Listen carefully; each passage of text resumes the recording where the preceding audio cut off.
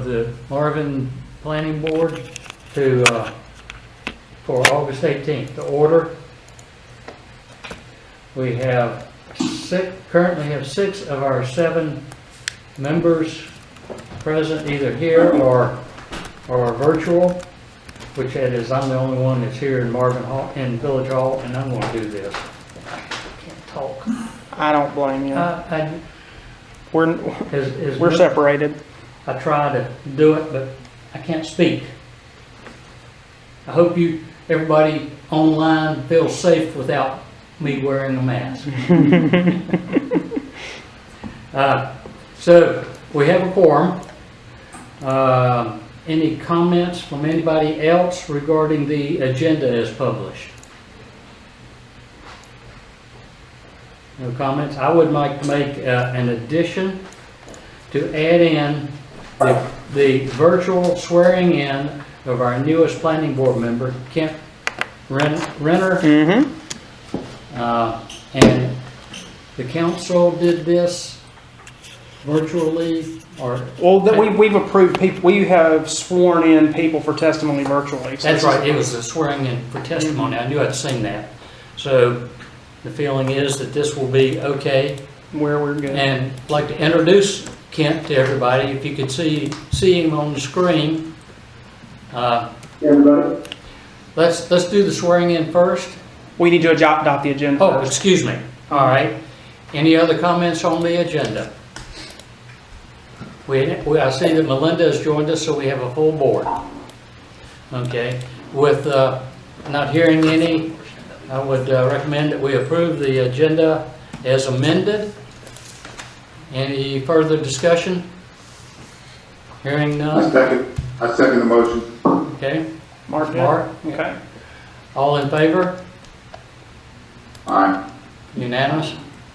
Thank you. Now, we'll move on to the next item of swearing in Kent Renner so that he can participate legally. Okay. And I think we turn that over to you. Okay. Kent, can you hear me? I certainly can. Okay. Well, since we have a Bible here, we'll just pretend you're putting your hand on it. Okay. Repeat after me and raise your right hand. All right. I, Kent Renner, I, Kent Renner, do solemnly swear or affirm do solemnly swear that I will support and maintain the Constitution of the United States that I will support and maintain the Constitution of the United States and the Constitution and laws of North Carolina, and the Constitution and laws of North Carolina, not inconsistent therewith, not inconsistent therewith, and that I will faithfully discharge the duties of my office and I will faithfully discharge the duties of my office as planning board member, so help me God. as planning board member for so help me God. Congratulations. Thank you. Glad to have you. Good to be here. Maybe a 30-second, maybe a 30-second introduction by you, if you'd like to say. Yeah, sure. Just been in Marvin for 8 years. We go to Marvin Creek. We've got 3 kids that have all gone through the Marvin School District. I'm a CPA. I used to be a chief accounting officer for a large publicly traded logistics company. And currently I'm an entrepreneur. I'm on a couple of boards and I work with a private equity firm that is my own private investing. And then before that, I was with General Electric, One Depot, and PricewaterhouseCoopers. Went to NC State undergrad at Chapel Hill, Vermont. Cool. Very good having you. Thanks. All right, moving on. Next on the agenda, adoption of the meeting minutes for 7/21/2020. Anyone have any changes to the minutes? Hearing none, would recommend approval of the minutes as presented. All in favor? Unanimous? Thank you. Who seconded that? Huh? I don't think anyone seconded that. Okay, well, If you made the motion, someone has to second it. need a second, sorry. I'll second. Kelly Gates. Okay. Okay. That's what the clerk is here for, Uh-huh. to keep me straight. And I'm glad to see that you're able to keep up where Barbie did. She was always correcting me. All right, public comment. I don't think we have any public comments. We do have the one for the pool and the applicant for the pool, but we'll talk about that at that agenda item. Yeah, I would think that that's the appropriate time is when we're considering discussion of the CUP. Yeah, So- no one signed up. So with no other public comment, I'll close the comment period. Well, is there anyone in the virtual audience that Yeah, wants to make a I'm public sorry. comment? When was the link sent out that has the package of stuff for tonight? It's not in the email that I used to click on this meeting. There was no attachment. Did I forget the attachment? I sent 2 out. Let me double. Oh yeah, there were 2 emails, and one of them had the land use plan only, and the other one had the rest of the packet. Did everybody else get the packet? The date was August 13th. All right, thank you. That'll be good enough. Okay. Yeah, because the application for the CUP had to be out 2 weeks before. Yeah. Mm-hmm. Yeah, So that you- was so so that that was went we out. sent out 3 different emails, so one of them does have the Yes. packet in it. Okay. 2 separate emails on the 13th is where the packet was in the land use plan. Yeah, Mark, I'll double check to make sure that you're in that list of people that No, get some. I see it now. Thank you. I got it. Okay. okay. Evidently, no one online virtually wanted a public comment. So, anyway, moving on to items of discussion. Item number 1, CUP number 20-12478. Okay, I'll introduce this one. So this is a pool that is in a rear yard that abuts a side yard. It's in Weddington Chase. The address is 8300 Woodmont Drive. It does abut the side yard of the Huck Bodies. I think it's 7912 Stonehaven Drive. And as you can see from the aerials, it does abut the yard by very little. Their basic the applicant is the 3rd house from the corner, so there's 2 other houses that abut the side yard closer to the Huck Bodies house, and the closest one actually does already have a pool, which was someone's making static. You hear that? I think the only person. I think it might be Kent. Yeah. Sorry, Kent. I'm muting you because you're making static. But when it comes time to it, you can unmute yourself or I'll unmute you. What was I saying? That pool, yes, that pool existed before annexation. So they didn't have to go through a CUP process, but they would have if they were in Marvin at the time. That's why we haven't heard of that one. So there were several people who said the application wasn't clear, really. So I did request a clearer version of the survey from the contractor, and I can share that in just a second, so we can get a little graphic of what I'm talking about. Let's see. All right. Let me know if everyone can see this. If anyone, if you're able to see the screen share. Any comment? Everybody see it? I can see it. Okay, so I mean, still the survey is not clear, but the lot here is let's see, this is the pool, and let's see, here is where the side yard and the rear yard are adjacent. Let's see, this is, yeah, that's great. So that explains it. The pool is actually going on not the side of the yard that abuts the side yard of the Huck Bodies. This other side is actually Publix. And there's nothing built there yet, but it will be the age-restricted neighborhood eventually. And I do have a comment from Mr. Huckbody, who wanted this to be submitted to the planning board and that we could talk about, let's see, we could talk about the conditions. So give me a minute to pull that up.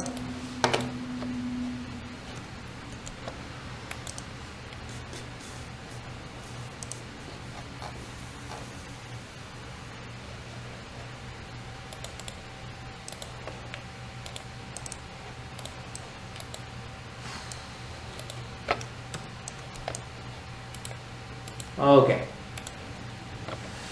All right, so here it goes. Thanks for okay. Let's see. I can't tell if there's a fence around the pool. When the house on the corner of Woodmont and Stonehaven put their pool, they raised the grade around the pool and it caused storm drainage issues on the side of my home. Builder came in and did some regrading, put some drainage in to help the situation. So I do have some concern. On the grade of the pool, once completed, should be no higher than the current grade of the property. Also, in digging the pool, there is a very large tree on the corner of our lot. It's also on the Hupfer's lot and the Publix lot, and the roots extend pretty far. There is concern about damaging the roots of the tree, possibly killing it. If this happens, I would think Mr. Hupfer would be responsible to have the tree removed if that were to occur. I'm not sure how that'd be documented if it happens, so it's just to make sure it's clear who's responsible. So that's their comment, and I think each of those issues are addressable. If you recall, the grading issue was also an issue that came up in the Wyndham Hall neighborhood pool. The contractor then agreed to build the decking in a way that the rainwater actually comes into the pool as opposed to spreading outward. As far as the tree, that could also be a condition since this is a conditional use permit. I think that's really it. That would address the issues that Mr. Huckbody has. Could you tell us again what the specific exception being sought is? The exception, what do you mean? Well, the CUP. What are we approving that's not within the standard? Oh, this is a rear yard that abuts a side yard. So just the usual deal. All right, Yeah. and how much is it? How close within the limit is it? So the pool is here. It shows 20 feet from their property line right here. But if you look at it, it's 20 feet from the side that abuts Publix. So it's going to be probably another 30 to 40 feet from even the Huck Bodies, the corner of the Huck Bodies property, if you take that measurement, for example. If we look at an aerial, it kind of becomes more obvious that this pool would cause a lot less of an issue than even the other pool that currently exists, as well as any other pool that could abut like a normal pool scenario, because the house and the lot is so deep that the house is pretty far away from where the pool is going. The pool is going around here, and that's totally 180 feet from the house that it abuts the side yard of. And I mean, this is really a technicality the way I see it. In fact, I'll be honest, when I first got this application, I looked at it for about an hour to see if there was any way that this could be exempted from a CUP, because of how how barely this property skimmed the side yard of the other property. Okay, so that property you currently have highlighted is the one that this pool is supposedly side abutting? Yes. So since Okay. this is the rear yard of the property, and the Huck Body's side yard is adjacent to it, there was no way to get out of the CUP because it's worded that a pool that is located in a rear yard that abuts a side yard. So per the ordinance, we have to go. Where does the guy live who submitted the comments? He lives in this house here. He is the side yard adjacent Okay. neighbor. Rohit? Yes. I mean, I know these Google satellite images tend to be, you know, anywhere from 6 months to a year old, but it looks to me like there's a lot of silt or bull tallow or something it's in his backyard. I'm just curious, is that the damage that the pool, the existing pool caused, or do you think that's damage that's coming from the public's lot and the grading and the water's going down into his yard and bringing dirt and silt with it? I don't really know the answer to that question. Sorry. I can see what you're talking about though, and I can't really tell if that's silt or that's just dirt. But he himself made no complaint about that, right, in his comments about that property? Yeah, not that I saw. Let's see. May I say something real quick? Hello, everyone. This is Suzanne Hapfer. We are the Oh, woman yeah. who, like to- Hold on. Before you speak, the planning board will take a vote to allow you Yeah. to have the floor. Yeah, Okay. let's see, doesn't need to be a motion on, I guess, does it? You can do by unanimous consent. About it, unanimous consent to allow the applicant to speak? If that works, everybody? Yes, I'd like to hear it. Yeah, okay. Now you have permission to speak. Well, thank you very much. Good evening. It's my first time attending such a meeting, so I Hey, have no. all of this is first for many of us. All right. So just want to say that the Publix is what, you know, that's the area on this. This is the site we were planning to build the pool, not necessarily on the side of our neighbor's yard. So it's divided in half. And this is true that in the middle is a beautiful tree, and we will do everything to preserve it because this is a big asset to our house. We love this tree. And on this side of the yard will be a shallow part of the pool, so we don't damage the tree. If there would be any damage, of course, we would be responsible for it, because half of the tree actually belongs to our property as well. But we will do everything to preserve this tree. So it will be a shallow part, and then a deep end of the pool is on the other side to the other neighbor.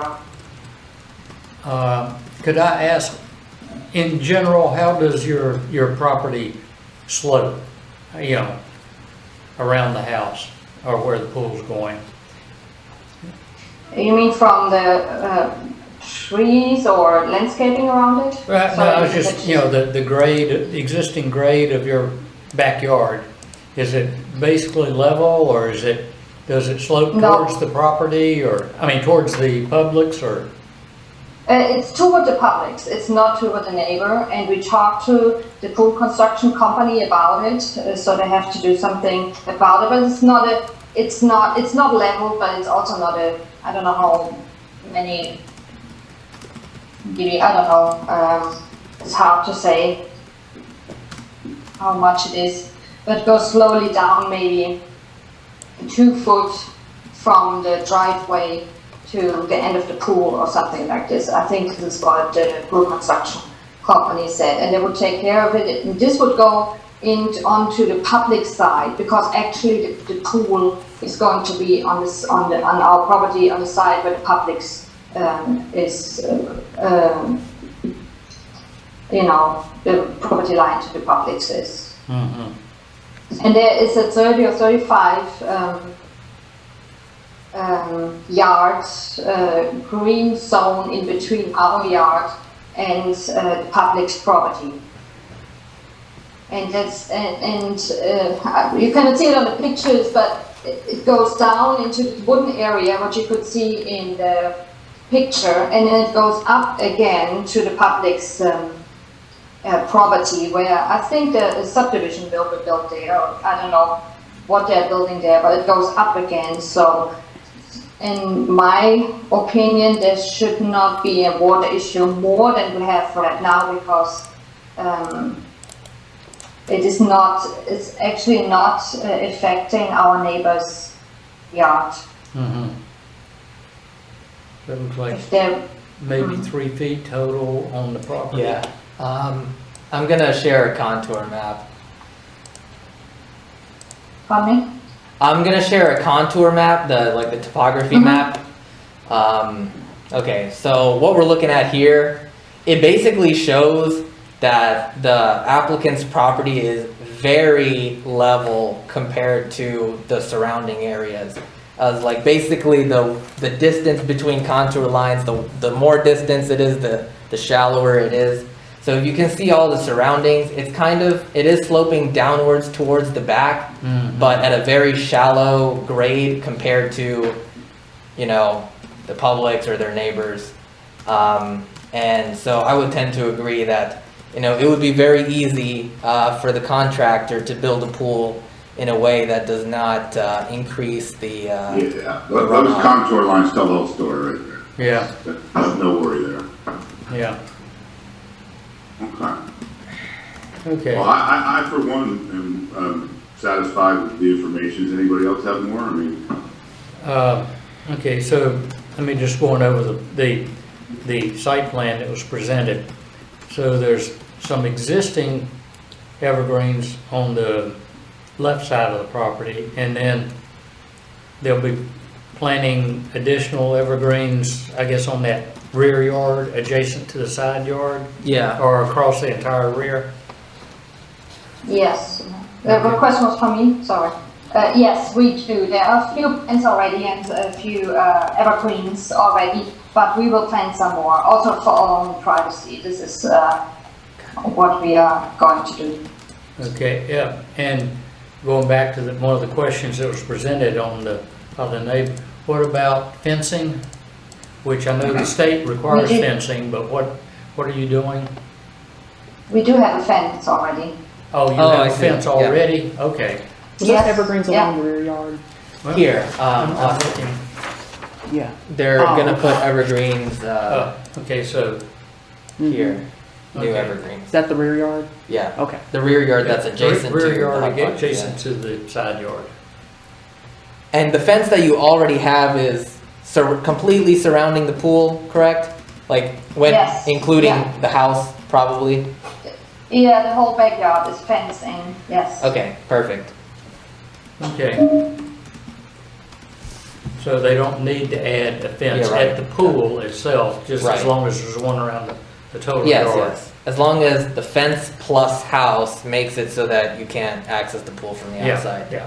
Existing fence is sufficient.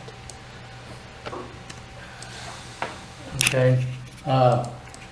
Any other questions or comments by anybody? Paul? I'm satisfied as well. They said they would take responsibility for any damage to the tree and removing it or replacing it. So that was a concern of the neighbors. So if she had said that she would take responsibility, so And I wanted to ask about that, because that seemed kind of interesting to me, and I was wondering if anybody else on the planning board has ever dealt with a situation where digging on your yard did damage to a tree on someone else's yard. It seems like an odd or interesting kind of rule there that I should be responsible. You know, you think about it, I want to put a pool on my yard. It's not my fault that someone else's tree's roots grew into my yard. I'm just sort of wondering if anybody's dealt with that. It does appear that the tree is at the juncture of the three properties, the Hufford, the Huck Bodies, and the Publix. So evidently they yeah. share, all three properties share the tree? Yeah, I guess what I'm asking frankly is, just because this person had to come in for a CUP because of the rule that it abuts the side yard of someone else's property, doesn't seem to me they should then take on any additional responsibility for a tree situation. I'm sure North Carolina has a law that describes what happens. You dig in your yard and damage a neighbor's tree. Maybe we ought to just make it a condition, or I was gonna say, maybe you don't even need a condition because there's a rule in North Carolina that says what to do.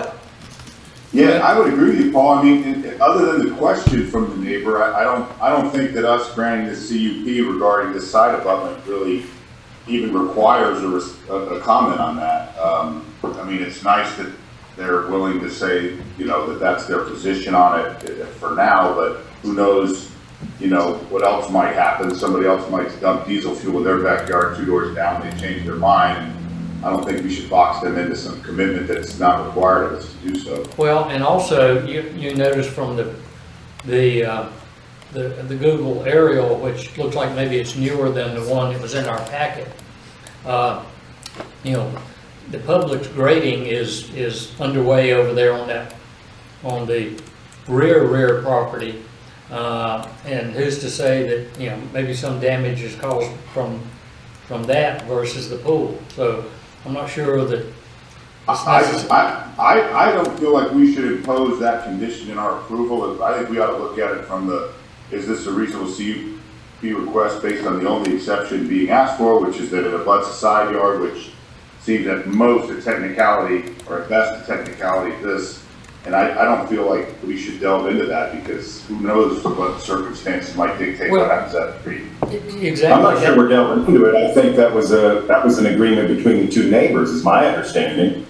I mean, is that not true? Well, that's what I'm saying. We shouldn't get involved in like. Yeah, but if they agree, if they agree, we should leave their agreement stand. That's what I'm saying. Yeah, may I say something? Please. We didn't talk to the neighbor, I didn't know about his concerns about the tree, but clearly the tree is right in front of our living room window. So if for some circumstances this tree would not survive, but we'd do everything and even would make the pool smaller so this tree can be conserved because it's the real asset to our house. We look at it, it's an old beautiful tree. But you would need to remove it or do something because I don't want an old huge tree right in front of my living room windows. So this is not an agreement between the neighbor and us, it's just what we would do anyways. And it's a very unique situation because this tree is right on the property line of probably all three of us, and publics might not have any interest in it, but the other neighbor and ourselves, so we, you know, it's half on our property anyway, so Yeah, I mean, we'll take responsibility. what's going on with the public's development? I feel more comfortable approving the CUP based on the only issue that is being sought and just being silent on the tree would be my preference. Kelly, everybody's being very nice holding their hands up. I just wanted to ask and potentially suggest to Suzanne that maybe you guys call in an arborist to take a look at it, because I think if you could get a baseline for what's currently going on with the tree, it'll protect you as well. And if they could tell you kind of potentially where the root system is, the pool company's not really going to care. They're going to come in, they're going to start digging. So if you really do want to protect that tree, I would maybe potentially have an arborist come in and take a look at it. And then they could even maybe tell you if the root system goes into the public's lot, because if that tree dies, your neighbor might blame you, and then you guys might get into some sort of, you know, civil argument. And I would just, if it were me, I would protect myself and try and protect the tree as well. So Yeah, that's a good idea. Thank you. And When you you may, offers service, I think the gentleman came and spoke at a planning board meeting, and that is a free service offered by Union County. You can get that information from Rohit or Austin, and he'll come out to your house for free and take a look at the tree and give you his recommendation, and he is an arborist. So We'll do so. his title is the Union County Urban Forest. Urban Forester. And Oh, he came yeah. to my house too. Nice He guy. would also, he would also be able to tell you probably what the law is in North Carolina. Yeah, although I should interject here and say that Bill Smith has moved to Greensboro, Uh-oh. and he's still the Union County Urban Forester, so he does his work remotely somehow 4 days of the week and comes to the county 1 day a week. So he's trying to take only like really urgent matters for free, and also he's really behind because of that on everything. So I would not give his recommendation for a thing like this. But he's a just great at this arborist. time. He is great. He Yeah, does he a great is. job. But He's a great guy. since he's now moved to Greensboro, I would just say let's only refer to him when we really need him until the county finds, I guess, someone else to take his place. It's very hard because he's very experienced. Yeah. All right, with that, I'd like to make a motion to approve. And no conditions, I I guess. don't, Is that Mark? yeah, Yeah. that was okay. Mark. We're Do I not hear- talking about where the arborist lives. Is there a second? Sorry, wasn't there some conditions about the drainage? We could just talk about that with the contractor, but then we could also just impose as a condition to make sure that the pool is built in a way that doesn't increase the runoff towards the Huck Body's property. You want to put that as a condition? That I think is appropriate, yes. Okay. So contingent upon, Just talking to the contractor the way we did with the Wyndham Hall pool to make sure the pool is built, like the grading of the deck and stuff is built in a way that does not increase the runoff towards the Huck Body's property. May I say something real quick? Sure. On the side of our neighbors, yeah, not public's, not the side where we built the pool, but on the other side, there it's pretty much even, so there is no grading at all.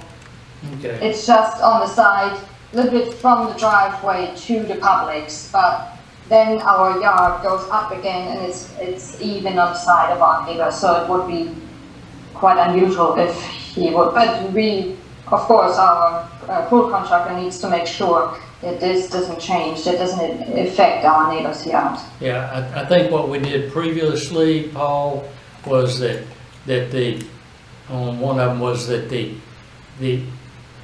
impervious decking was graded to drain into the pool versus off onto the yard. Right, but actually, now that I recall, you didn't even put that as a condition because the contractor had already said that he would do that, and by approving the application as presented, that was part of the application. In this case, I guess they're not explicitly saying that, so it might be worthwhile to put that as a condition anyway, even if the grading in the yard may make that, a moot point. All right, so Michael, would you like to amend your motion maybe? you can just make a new one. That Or part make a new one. I'll amend Mark the made a motion. motion. The only thing I'm gonna say, you start talking about grading, they're building the Publix back there, and suddenly water starts showing up in that guy's yard. It's more likely to be from the Publix than this pool grading, and now we've. Well, then at that point, the applicant can show, hey, Yeah. look at my pool application. I built it in a way that doesn't increase the runoff, so if they do end up seeing more water, it's not my fault. And it's this is almost for the protection of the applicant, really, because the Okay. neighbor proposed that would be an issue, and the applicant has it in their permit that they made sure that it would not be an issue. Fair enough, that makes sense. Okay, so Mark made Made his motion to Okay. recommend contingent upon being built in a way to not increase runoff towards the Huck Body's property. Okay. All right, second, or further discussion? Or second, which we do a You second. can go and do second. All right, do a second, anybody, please? All right. Kent? Kent says Okay. second, okay. Now, any further discussion? All in favor? Aye, Aye. Yeah. Mark is aye. aye. All right, Okay, unanimous? thank you, unanimous. Great. Great. Okay, so thank you, Ms. Hupfer, for coming. The public hearing will be on September 8th, and I'll get in touch with you about it. All right, thank you very much, everybody, and have a great night. Yeah, Thank you, Suzanne. Thank you so much. All right. Bye-bye. Moving on, discussion of the public input meeting dates for the land use and future land use map, and discussion of postponing the September 15th planning board meeting. That's That's a lot. That's a mouthful. Yeah. So, and I think that a lot of this transpired since our last meeting for It did. everybody. Yes. It actually. In quick succession. Yeah, yeah. Yeah. So there's an obvious reason why I needed to put all those things in the same agenda item, and it's because at the council work session, was it? No, the last meeting, the 11th meeting, the council, having limited options for booking places, found a place that was available on the 15th. Then the next day we realized that is a planning board meeting day, and we can't change the reservation. So also at the same meeting, or maybe it was the previous meeting, the council decided that they do in fact want a public input meeting for the land use plan and future land use map before they adopt it, which is fair. They'll host it, and so they introduced a few more dates, which are the September 10th and September 17th. If you were to, and we're bringing it up here really just to see people's availability, because the planning board, did a lot of the legwork on it. So it'd be great if some of you could be in attendance at that public input meeting. Question. Yeah.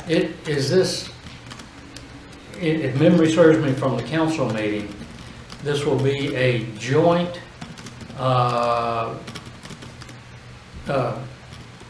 open forum for the village as well as the public input for the land use? That's the next thing I was gonna get to. So if we were to have the public input meetings be not the same as the town hall event, it would probably be mostly virtual, but the physical location would be here. People could come and pick up a land use plan or something and look at it.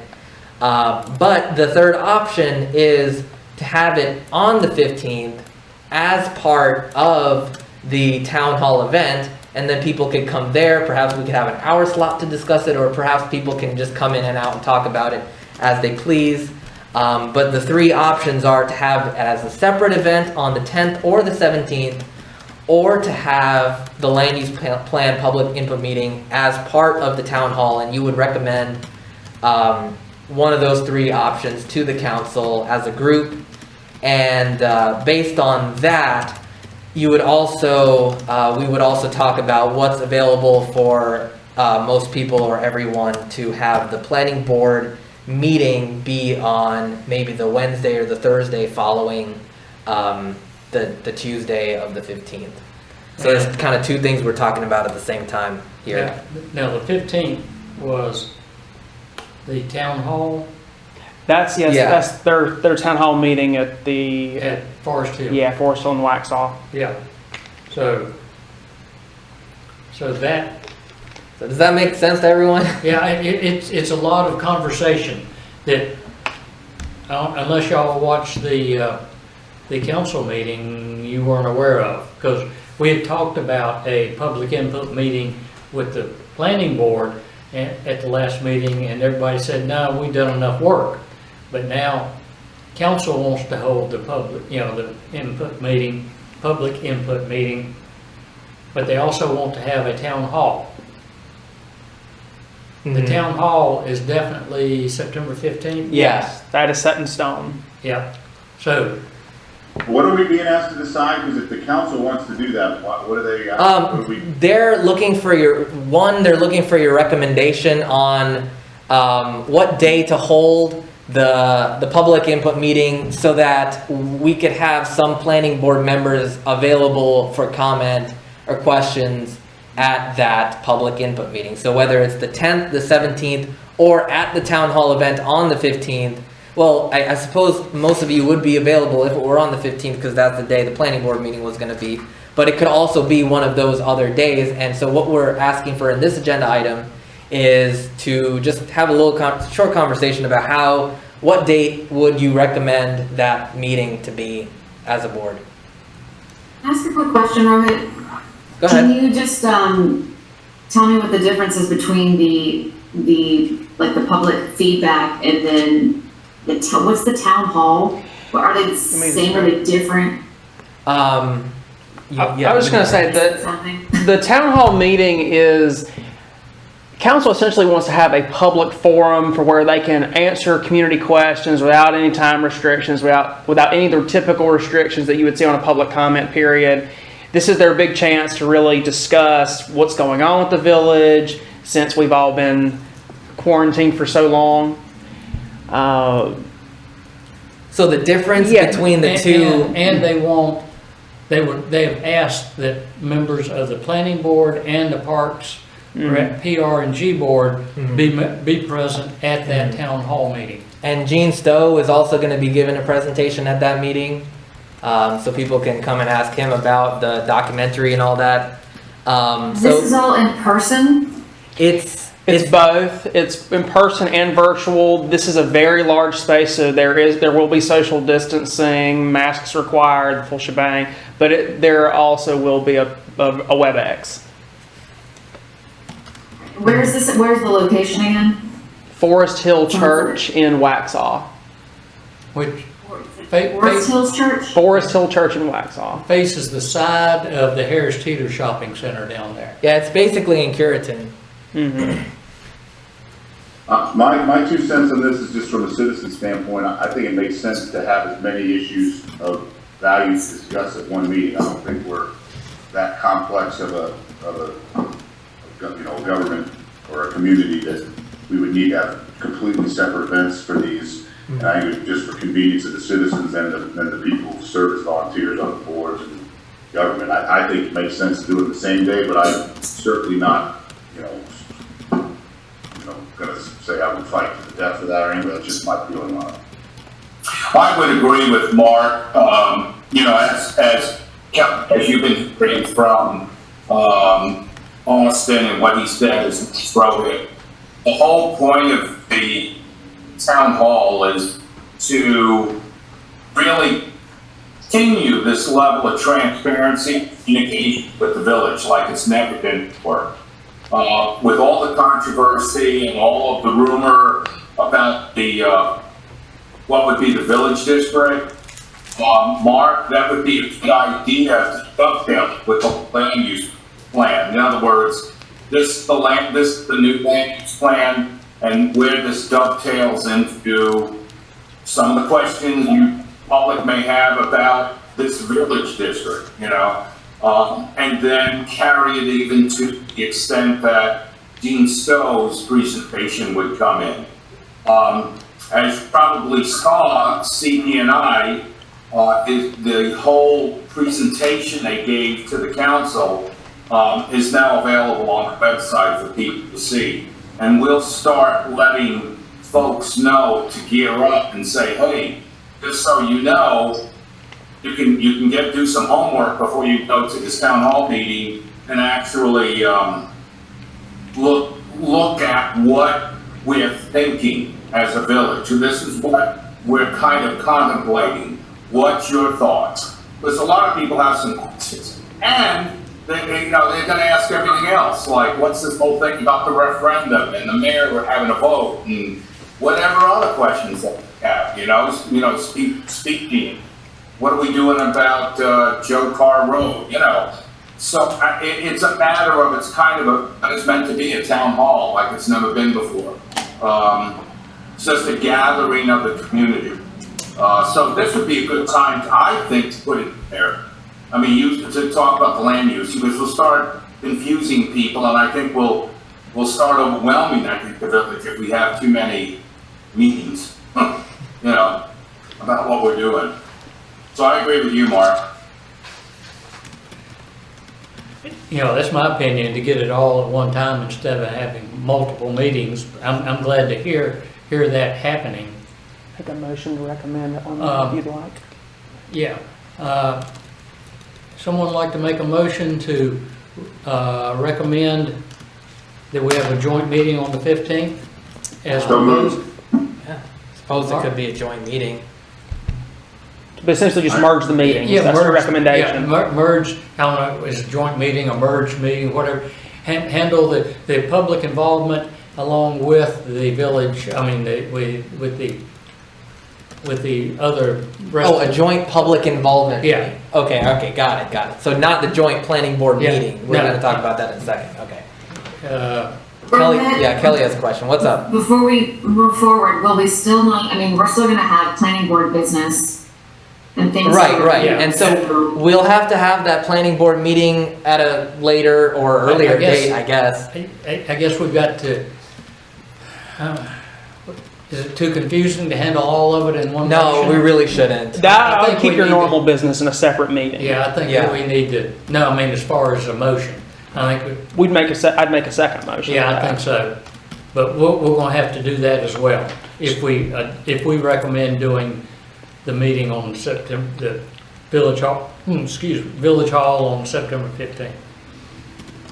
Listen, since the place is booked on the 15th and Austin said that's set in stone, let's move forward with that. And then the discussion should be, we want to have our planning board meeting on the 16th, 17th, or whenever. But Yeah. let's move forward with that since they've already booked the place the 15th. I mean, there's no Yeah. reason for us to Any get in the way. further discussion? And I'll need a second. Oh, what, was that a second, Michael? That'll be a second, sure. All right. Did you make the initial motion? No, I thought Mark did. Mark did? I said so moved, so yeah. Okay.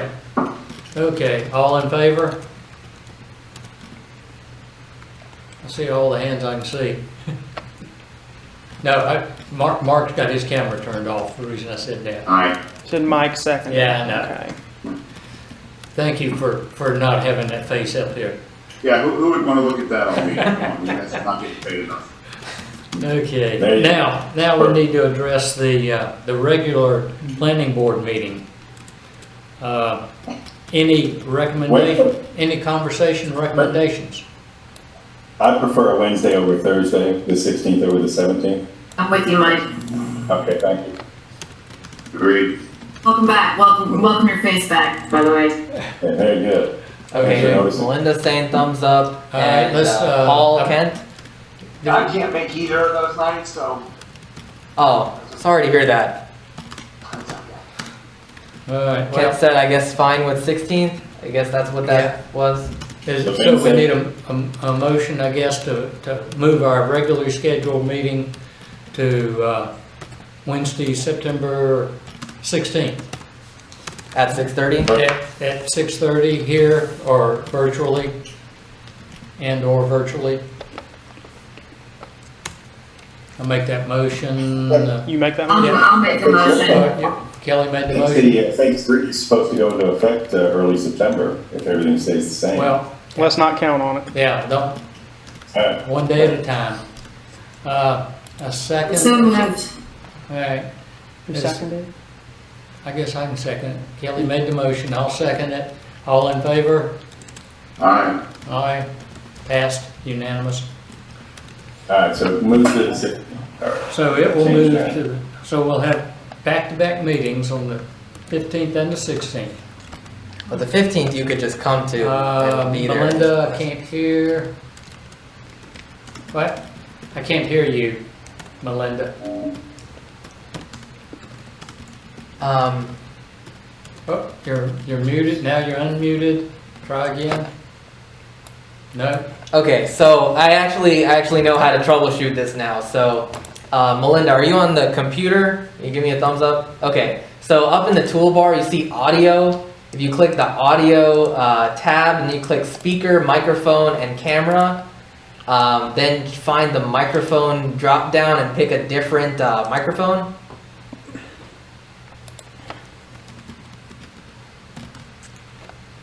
No, still can't hear you. Pick a different one.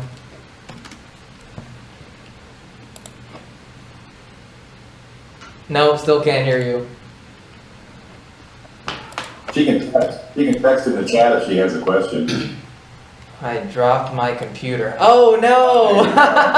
Oh, okay. So your microphone's probably broken. How about you just call? I'll just let's see.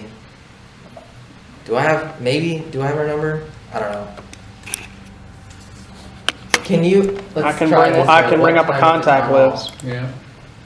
but I'm not going to give it out in the meeting. Oh, the town hall is from 6:30 to midnight. Staff will be getting there at 5:30 though. Right, So but they don't, and they also don't expect it to go all the way to midnight. They'll just be there in case, people are there. They expect it to probably end around 10:30, the latest. Nah. Do you have her number? I can look it up really fast for you, Okay. but I'm not going to say it out loud. Yeah, that's true. Wait, that's council. Or alternatively, I don't mind giving you my number because it's the work cell. Okay, never mind. I have your. Let's see. I'll call Well, you. Kelly is muted. Now she's on. I just heard her. You No? heard me? Oh yeah. Wait. There we go. We're back. Okay. We're back. All I right. hit my computer, maybe that helped. I smacked it a little bit, so. Awesome. Good. That's Yeah, smack it. that's called percussive maintenance. Just don't hit it again. Oh, Okay. we lost her. No, I'm still here. Okay. Okay, no, that was my only question, and then I had a comment about midnight, but I'm glad I was muted, and we'll skip that and go on. All right. Sounds good. Moving forward. Rohit, Yeah. speaking of though, like what are we expected to do? That's a very long time frame. Yeah. So you don't have to. You're expected to be there. You don't have to be there the whole time. We don't have to have a planning board member there the whole time. It's just so that if someone's there and they have a question that a planning board member might be better suited to answer, a planning board member may be there to answer that question. It might be good to have a planning board block set aside during the meeting to organize, but Yeah, that's what we're going to talk about at the next meeting too. We might have that block be 7:30 to 8:30 because Gene wants the first block. I don't know if I told you that. you're fine. Yeah, so Gene wants the first block 6:30 to 7:30, so we can make the planning board block be 7:30 to 8:30 or something like that. Or just what's necessary, but we can figure all that. We'll We can figure that out later. by the time of the work session. That's the 27th, and then we'll send you an email or something to keep you guys in the loop. But you're not expected to be there the whole time. Okay. Moving, anything else on the meetings? All right. Discussion chapters 3, 6, 7, 8 of the land use plan. Whew, oh boy, all right. So here in front of you, you've got the final draft of the land use plan. And I say final draft because, oh, it's upside down. The next meeting, I hope to have the final version. And at this meeting, we could go through everything that you think should be fixed. I know that at previous meetings I've said, oh, don't look at this section, or that picture, or whatever. But this is now the time that, this is the time that you submit anything that you don't want or do want that's not there. We can talk about it now. And another thing is that when last time we were at this step for the chapters 1 through 5, Paul had sent me a bunch of, like grammatical errors and typos. I really appreciated that. It made the meeting a lot more efficient and also just fixed it on the back end and just got it over with. So I wonder if it would be okay with all of you if we could just, if you have anything at all that you want to say that's like grammatical, misspelling, or formatting, if you could just save all of them up and write it to me in an email, and then we could just spend the planning board meeting time talking about more content type things. Is that all right with everyone? Okay, great. So I said 3, 6, 7, and 8 because those are the sections that the 3 I just needed to update with demographic information, which was never released for 2019, so I just kept 2018 info there. And 6 is the comprehensive plan section, which is kind of boiled down to just the future land use map and the greenways map and a little description of it.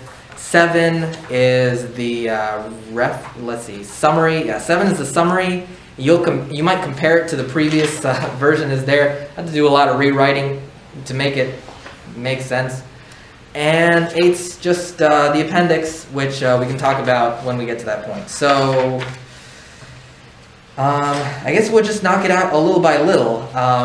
First of all, does anyone have any comments on sections 1, 2, 4, and 5? Before we move into this, I made all the comments that planning board had on the sections that council had reviewed. And so does anyone have any comments on that? A nice little table here. Services table. I'm seeing a lot of blank stares. Oh wait, that was in chapter 3. So, I mean, in any case, if you find something that you don't think of today, you can always just send me an email, and we'll still have the next meeting. I think at this point, we're at the point where the next meeting will be the meeting that the planning board would wrap up their final comments and, you know, be ready to make like a final recommendation to council contingent on, you know, maybe some minor revisions, but so there'll be at least one more meeting chance to make your comments, I suppose.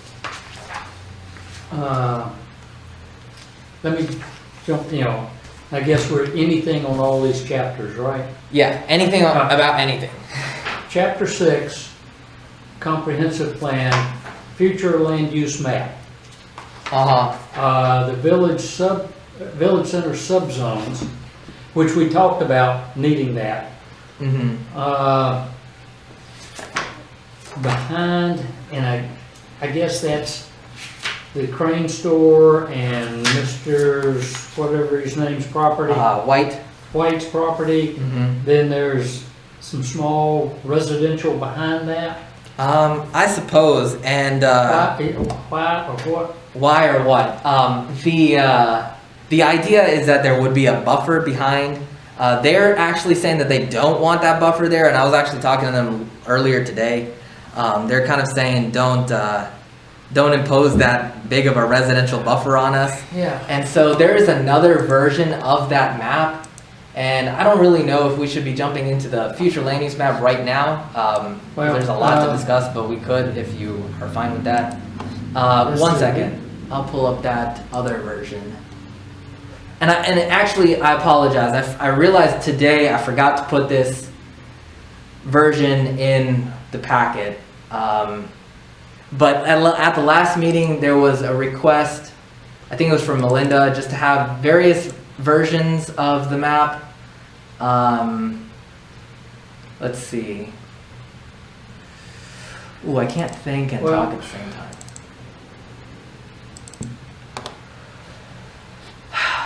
Okay, so there's a commercial and non-commercial, like, dichotomy instead of commercial, residential, and institutional. And we can talk about which one you like better of those. The rest of the map is entirely the same. No matter what we do, you know, whenever we get down to the zoning ordinances and I guess that's where it'll come up. There will be buffers required between the commercial and other uses, right? Mm-hmm. So that would already be covered, wouldn't it? Oh yeah, I suppose. So And property on this side of Newtown Road is only 300 feet roughly. Mm-hmm. I don't remember the exact number, but I remember looking at dimensions in regard to the vacant properties over here before.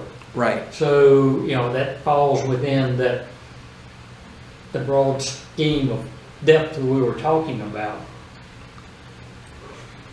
I don't see the need for that particular That's delineation, either one of those, really. So even the Ravi's property could Yeah. just be labeled commercial. Because unless someone else has some different opinion, because it's not going to be, I assume that this is going to be available to the public in the public, involvement meetings. So let's try to make it as right as we can. Comments? Anybody? Is everybody muted? That all sounds reasonable to me. I agree with everything said. Sure. And so which of the two, let me pull them up side by side. Kelly keeps asking me to do that. Okay. Let's see, can I do that now? I could if this would just move, this could move out of the way here. Can you shrink them both so that they both show up? I can try. Does the term institutional mean anything to everybody on the phone here? Because it doesn't mean a whole lot to me. Yeah, I suppose in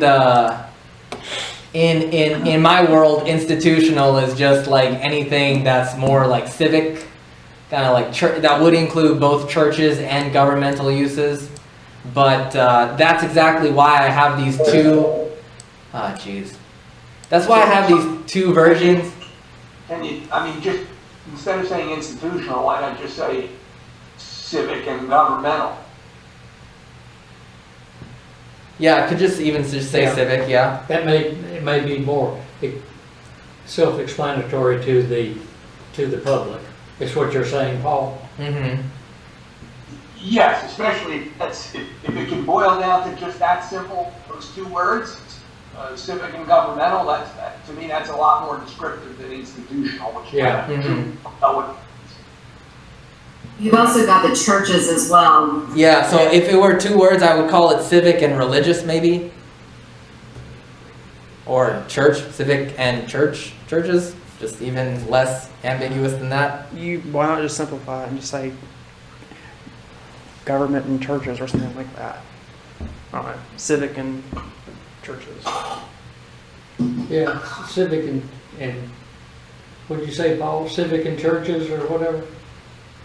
I said civic governmental, but I didn't know whether Okay, it was civic. Yeah, Yeah, I don't know if civic says churches to people either. Yeah, I don't right. think it does. I don't think it does. So, yeah. Anyway, churches Just a quick and, question. Sure. I do like the map on the right, just to kind of show the different pockets. And this is a little off topic in a way, but I thought we had said that commercial would not extend past Marvin Road.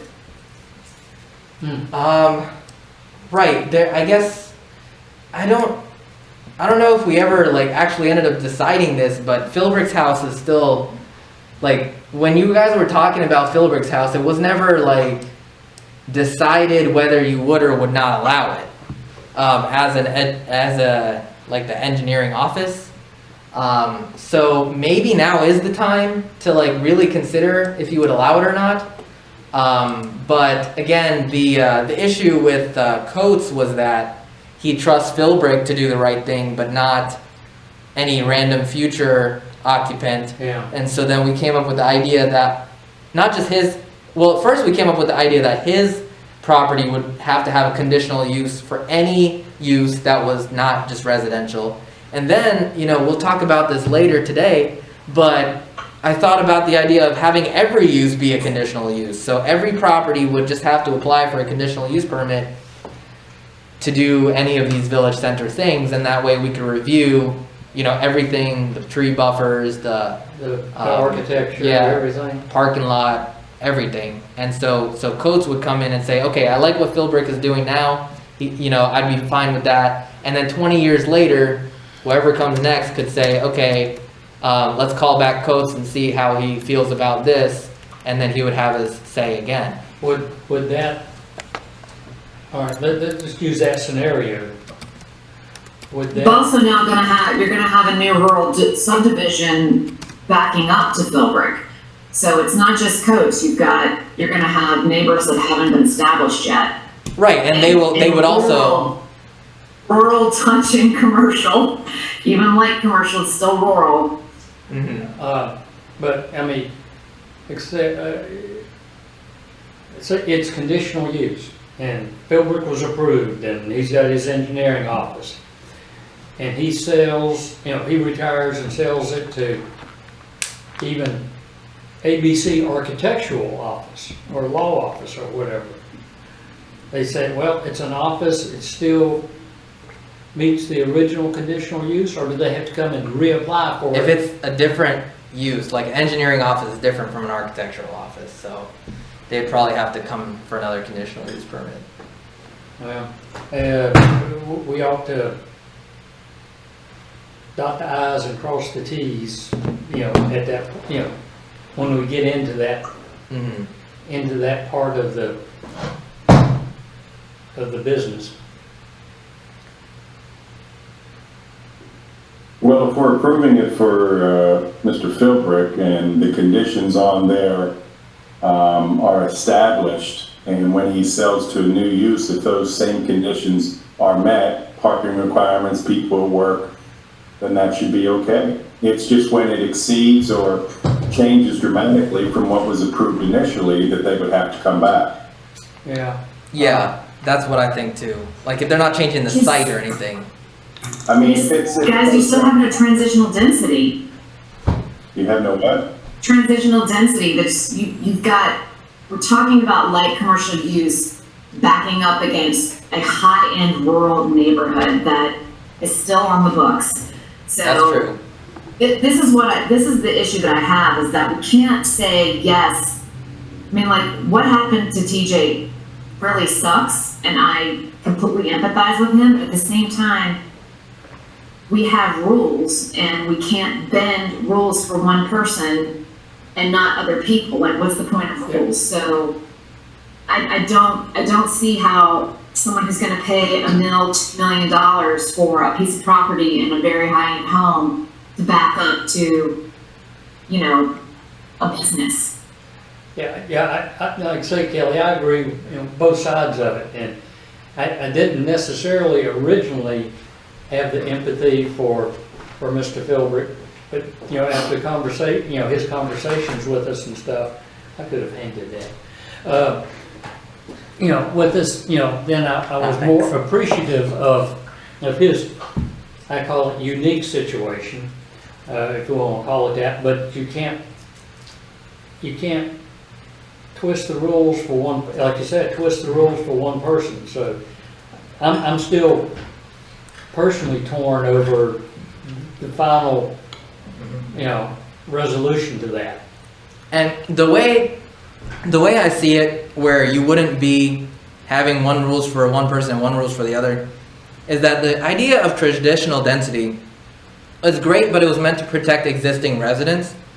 And so when you have a neighborhood that's going up, possibly even a year or so after the village center happens, those homeowners would be buying the home knowing that their house has a commercial use in the back. There would be a lot of room. Like the road. That community was approved prior to this, so you also have to look at the landowner is also potentially the developer. So where are his is that going to then devalue his land because we decided to extend this commercial just over to this one property? I mean, I'm just trying. I wish that we could. I don't like to put the rules for one person because I think it sets a really bad precedent. But like, is there anything else that we could do for TJ? I mean, how could we maintain our rules but still help him out? Yeah. Well, what precedent are we setting if we allow TJs to be what precedent are we setting? I mean, what does that do, Rohit? I mean, what is the precedent if we allow that? I think the issue that Kelly's bringing up is that there is this idea of transitional density where we'd have residential in the back of village center properties, which doesn't like have this like gap between rural and so there would be like rural and then suburban and then commercial.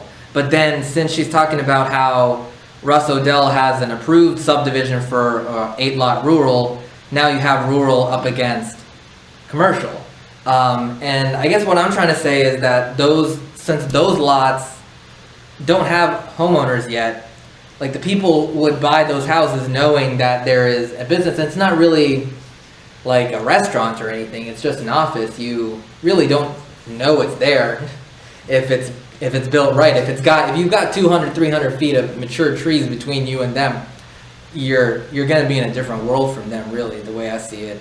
But I think that's the conversation. And to be completely fair, there is another conversation happening with Odell and the Priebus's, which is that they may be allowed to have a different residential kind of setup where, you know, they could have something like patio homes, but like not more than 1 per acre overall, but still have some sort of different development proposal, and then there would be completely like public space between their houses and these front properties. So there is that other conversation happening, which is even why, you know, these 2 properties, Odell and Priebus, are listed here, you know, as potential, you know, residential village center properties. You know, that classification would allow us to discuss some other housing types than we normally allow in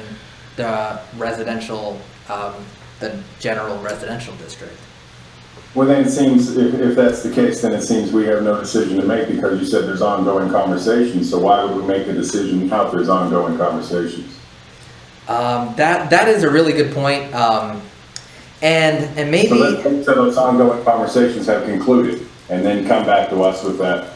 And then we can, when we have more information on the subject, we're better informed to make a better decision. Thank you. 'Cause I'll tell you, if it's a different situation, I wouldn't have this big of an issue with it. Right. I wouldn't help TJ out, so. So that brings us back to, bless you. Thank you. The original point, which was to include this subzone map, because without it, people may see this big swath of area labeled as village center and become very concerned that, you know, oh, looks like 100 acres is going to be a commercial Birkdale kind of thing that you're doing. But with this subzone map, you actually get a picture of how little of the area would be allowed to be commercial. So if we're not, and it's fair if you want to say that, if you're not ready to make this decision because we don't know what Odell's doing, what Priebus is doing, then do we remove the subzone map? Do we add it later? Do we? I like the idea of the subzone map. Could we just take the TJ property and, I know that map is little and there's not a lot of room on there for text, but could you just take it and shade it in a different way? Yeah, I can see that. Consideration or something like that, so that it doesn't, because I don't want to also send the wrong impression that it is definitely happening, because you know people take this stuff as gospel, so, you know, maybe just give it a different color or something. We could make it like a striped color like this, where And what if we label it? like we add another, yeah. Label it potential office? Or- yeah, some wordage that says it's undecided, like Or you possible. can make blue and yellow stripes. Is it residential? Is it commercial? Who knows? Yeah, That could be a temporary designation. that's possible. I Yeah, would just comment that. Paul's good with terms. What would you call it, Add a Paul? word like, if you add a word like potential or something like that in the submap, then that implies that the other stuff isn't potential anymore. So isn't the whole thing proposed, quote unquote? yes, Well, yes. Yeah, So aren't you just better off describing the whole thing as proposed village center subzone? Yes, actually, that's something that I thought of too. Just, oh geez. Or potential, I mean, some words that describe the whole thing as opposed to trying to go down to a lower level and call that potential. Or possible or something. How do I add text in a PDF just like that? You have to use a certain tool. Yeah. So putting the word possible right there. That's a comment, yeah. I know that's a comment, and I'm not trying to edit the PDF right now. Oh, wait, I got it. I would just... Something. Anyway, the point I'd is, just make a note for later. yeah. I'll write it down here, but for everyone to see the screen that I'm sharing, so that we know that we're all on the same page. So So forget that square, that no stripes, but just to have a possible village center subzone kind of like put that right there. Possible village center subzones, so that people looking at this map know that everything here is tentative and subject to further discussion, and maybe we even put those words exactly somewhere else, like a little star, I guess, right, you know. So let's put that. Let's see.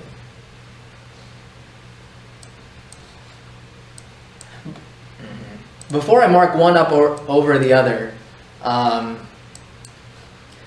what do you guys feel about I mean, this was talked about at the last meeting, but the two versions of the map, the commercial and non-commercial versus the commercial, residential, and civic and churches, like, which one do you guys like better? I like the 3 zones myself. Yeah, I like the latter. Okay, thank you.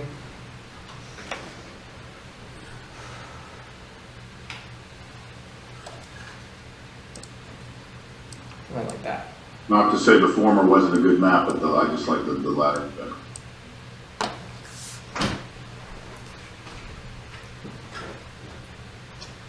Okay, and All right, all right. so we spent a lot of time talking about the map. Any Yeah, other but I guess we were comments? supposed to- Not anybody. Yeah, so comments on the entire rest of the land use plan, basically. I think it's looking good, man. Thanks. I did wonder about that last section 8. I don't actually remember ever seeing that. Oh, it's been there the whole time. And we Maybe I just, just never got to the end. yeah. I mean, you can look on any land use map, any land use plan that I sent you in the past, and each of those appendices were there, and we just never looked at them. So my recommendation is actually to delete the section on the process and procedures for land use plan amendments, because that is actually just copied and pasted from our section on zoning map changes.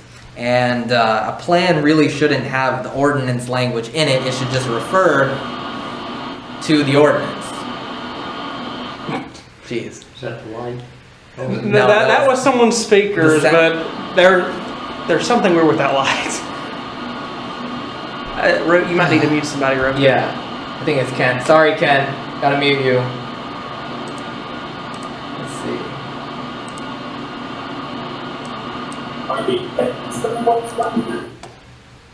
Yep. Okay. Oh, you muted everybody. Yeah, it was Ken. Sorry. So just when you're not talking, just mute yourself, and when you want to talk, you can unmute yourself. That just goes for everybody, I suppose. Can't hear him. Yeah. I guess you're a little faint. You speak louder or maybe closer to your mic.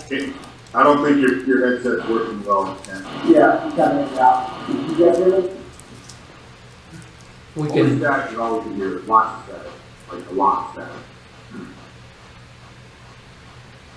static. okay. Anyway,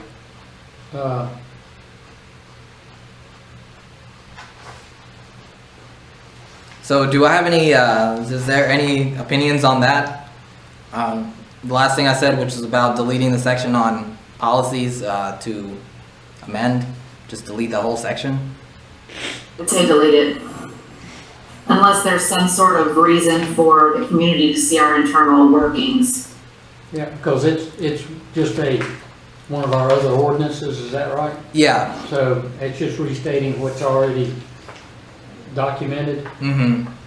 Uh, And also, I've just put at the end of the plan summary, which just generally, minor updates to the land use plan should be considered when community conditions change, and general updates should be considered every 5 to 10 years.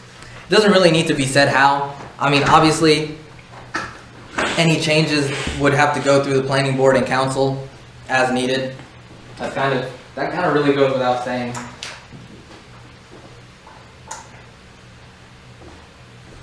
I agree with Kelly and what Rose just said. Yeah, Thanks.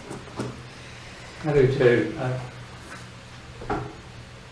Okay. There's enough there without just restating something that's somewhere else.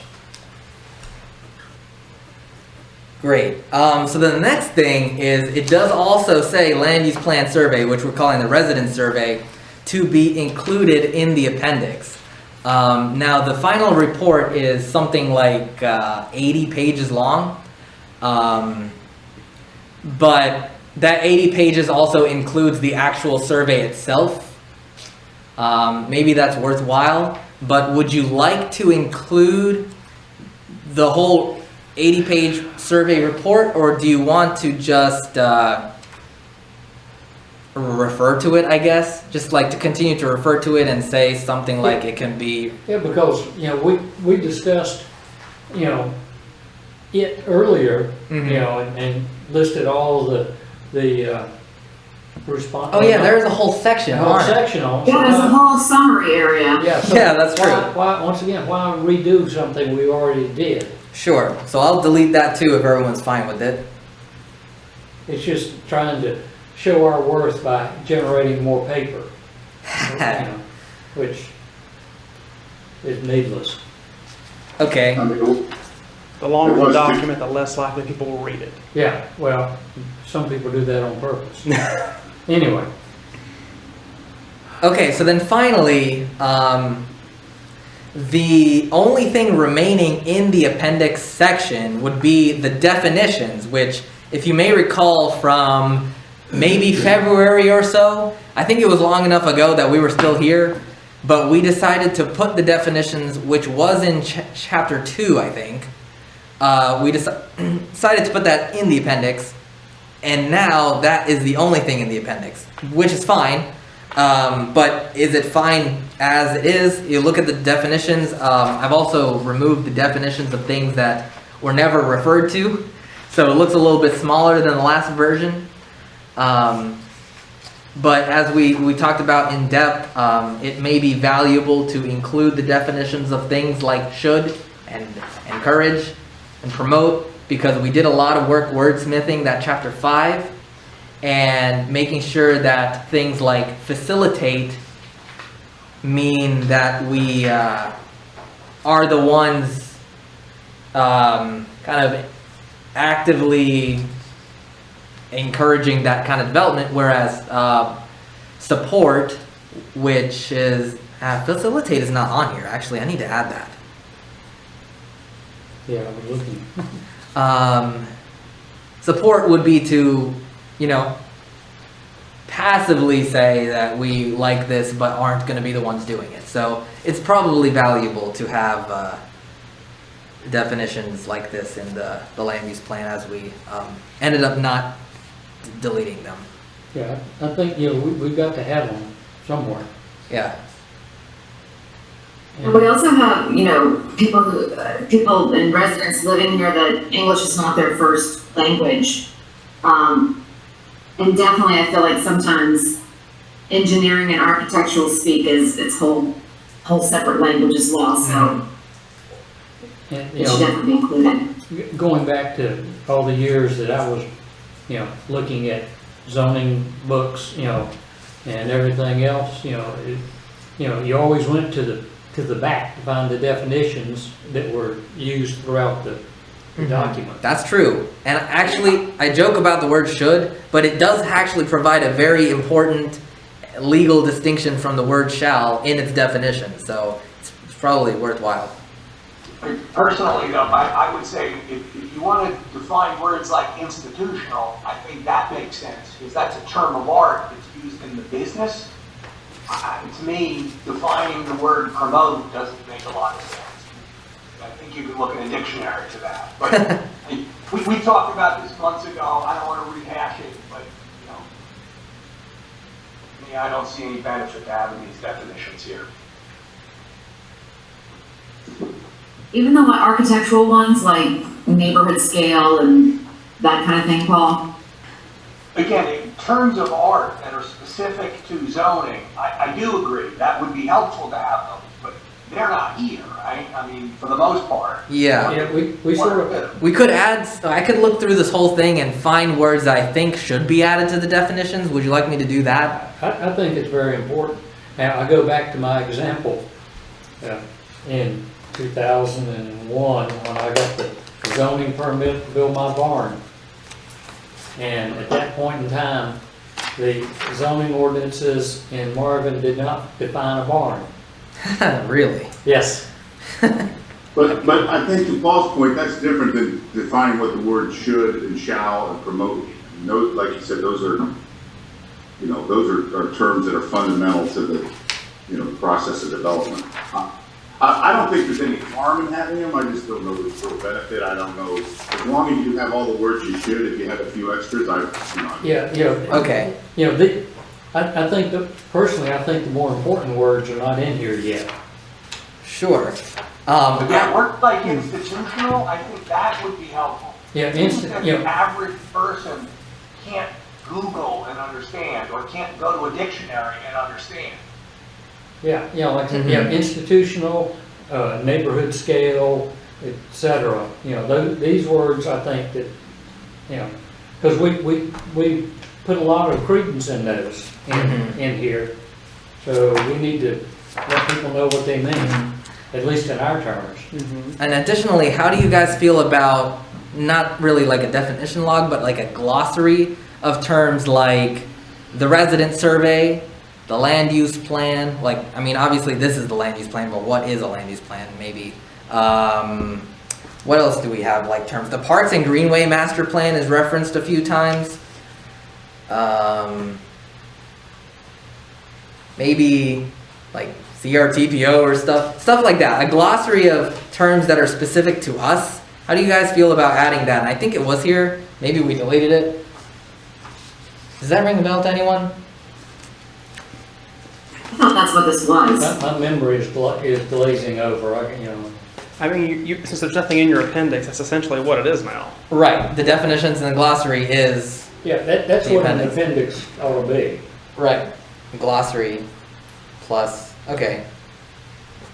Well, I can always just add it between now and September, and you guys look at it and see how you like it. And Paul, I know you're not going to be there, so I'll give it plenty in advance so you can give your comments, both through email and so I can compile them and then create a really final version that has a lot of comments incorporated in it. Maybe, Rohit, you can just focus on the architectural engineering words, like even like if we drop acronyms, actually spell the acronyms out. Mm-hmm. Yeah.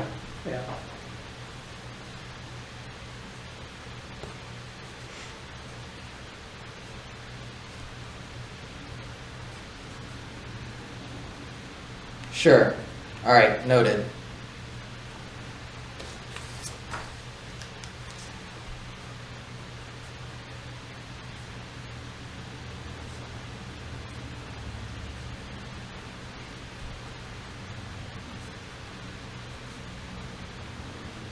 All right, so that's an action item for me. I'm gonna go through the entire document and find any terms, words, and acronyms that I think should belong in the glossary, I guess we'll call it now. Okay.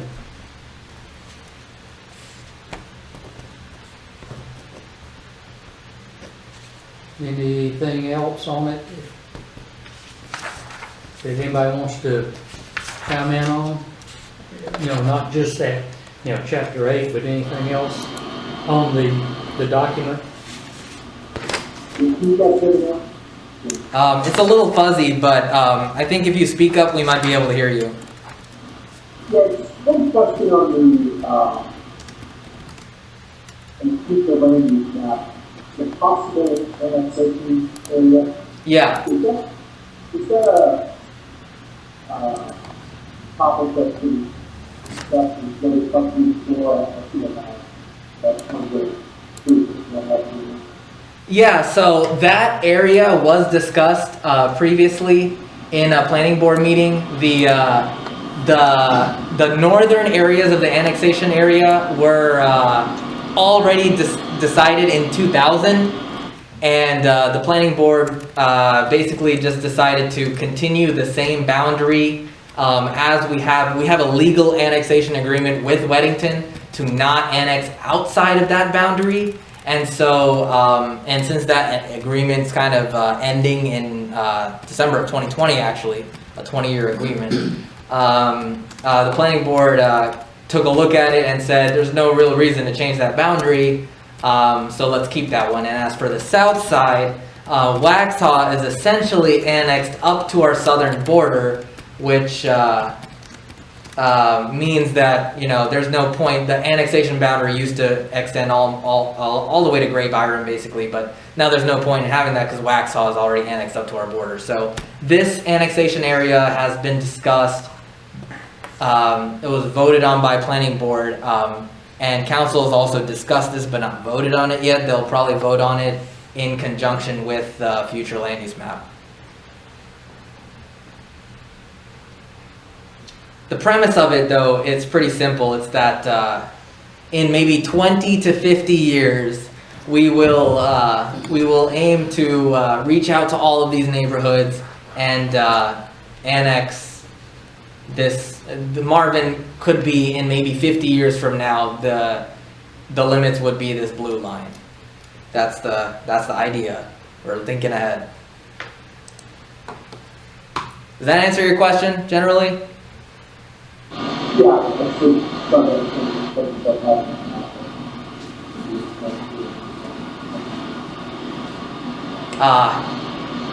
Kent, I need you to speak up. I heard you said that yes, Sounds answer like your it's in a question. wind tunnel. Yeah. Sounds a little windy. I don't know. Sorry. Or you could type in the chat if that works better. I have to open the chat for you to see that. Okay, got it. Thank you. Sorry for the troubles. I think by next time we'll have everything figured out for you. And then maybe by next time we won't be doing this. Yeah, that'd be nice. Be finally done with the land use plan? No, I'm talking about Oh. remote. Yeah. Yeah, I know. Yeah.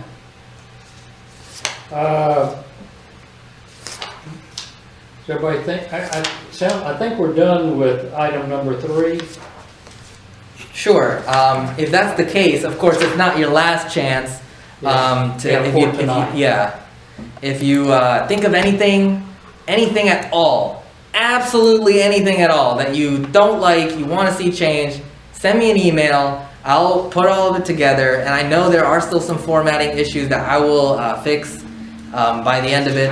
Just send me an email. I'll compile it all. So you're reworking those definitions into a glossary in a sense? Yeah, Okay. yeah. So, because the definitions is now going to include some more acronyms and some terms and some things that aren't really words, like And the resident survey.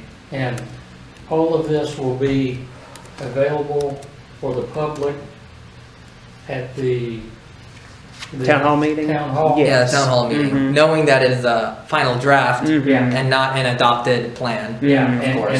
and perhaps some large maps or something.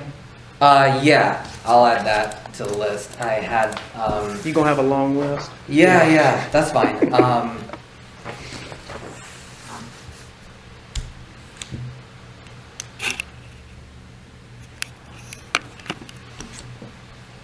Could you just add that to my action items, if you don't mind? Print out maps. Print out maps. Posters. For the town hall meeting? Yeah, for the town hall. Okay.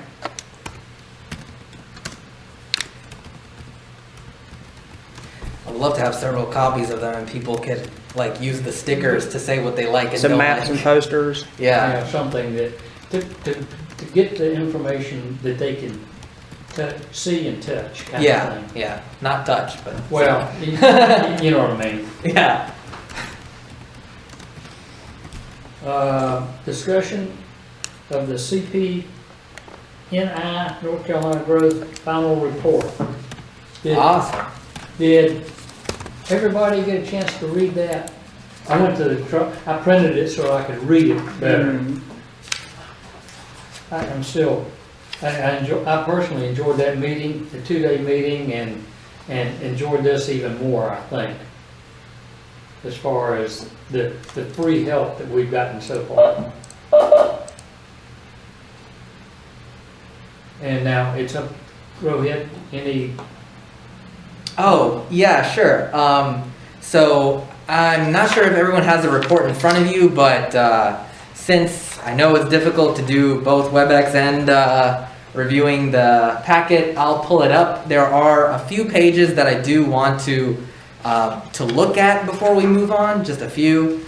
You can skim through the packet. There are a lot of good things, of course, and for the public to know and for you to know, all of these are recommendations from an outside consultant, and so none of these are things that we are going to do, although the council did act on creating a committee for the strategic plan that we'll talk about a little later, but still the point is that CP&I did a great job really understanding the context of what we want to do, and having their expert opinion from various different walks of the development industry, and give us ideas on what we could do with this area. So that said, I'm going to pull up the report.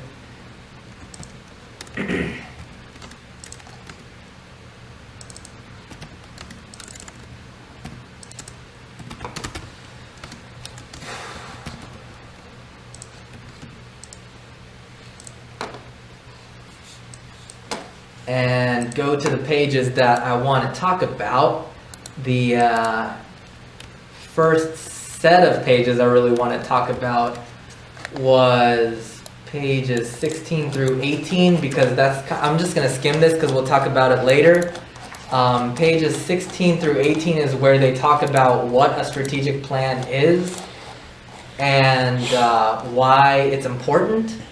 So we were talking about a design document as one of the important steps, but a strategic plan kind of goes beyond that and says, well, we know what we're going to do in terms of design. It also includes things like implementation. Here's short-term, middle-term, and long-term goals. How to facilitate the next steps, etc. So I'm not going to read this whole 3-page section. But the idea behind a strategic plan is it's not just what we want to do, but it's how, and that's why it's important to have a strategic plan. And the steps of creating a strategic plan is to appoint a planning committee or strategic planning task force, distribute strategic planning literature to the committee, decide on a facilitator or consultant, and then a 5 to 10 year vision guide the process. Public input, diverse community engagement, etc. So that's kind of underway, and I think, let me get this straight. The establishment, yeah, that's the next agenda item, so I won't go into too much detail about it right now. But that is like the most immediate next step that the CP&I outlined, and the council had decided that that was a great idea, so they went ahead and gone with it. And Bob also, Bob Marklees, he said, with his experience in the Main Street program, this is kind of a precursor to several different kind of committees that are responsible for this type of district overall. And again, I think I shouldn't really talk too much about this in this section because we have a separate agenda item just to talk about that. So here they really talk about some of the things that we wouldn't know just thinking about the design, which here we have the economic development. We talk about job creation, population growth. They say that with the density that we're talking about, it won't add too much population or traffic. To say that, to look at the scenario to say we are thinking of a residential density that's still overall one lot or unit per acre, however we end up doing it, they say they don't think that's going to add too much traffic or impact to schools. But the fact that we have we're adding jobs, they say it creates a ripple effect through the region, creating new jobs both directly and indirectly. That's something that I really didn't even think about before they said it.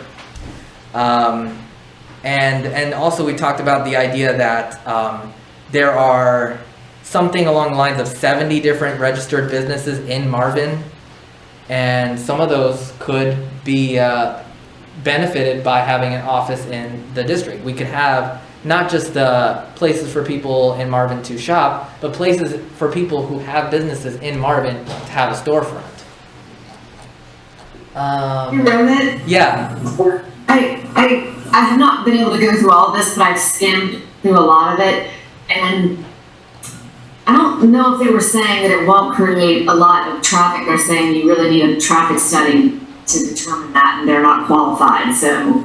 Oh, yeah. So they're saying without a full traffic impact, it's hard to predict the impacts, but traffic impacts will likely be limited. That's not to say that we could do whatever we want and traffic will be fine. We still have to do everything we possibly can to, one, try to divert people from going through here if they're not coming here, and two, reduce the speed and, increase pedestrian safety and all of that stuff. So, yeah, sorry, don't get me wrong. I'm not saying that they're saying it's going to be fine, you don't have to do anything. And I'll talk about the traffic mitigation plan kind of later, but the way of reducing driveways and reducing left turns, or maybe eliminating left turns. And then when we have the roundabout over at Marvin Road, the traffic flow may be a lot better, even though there is more volume coming through the area. And maybe we can, and again, the council is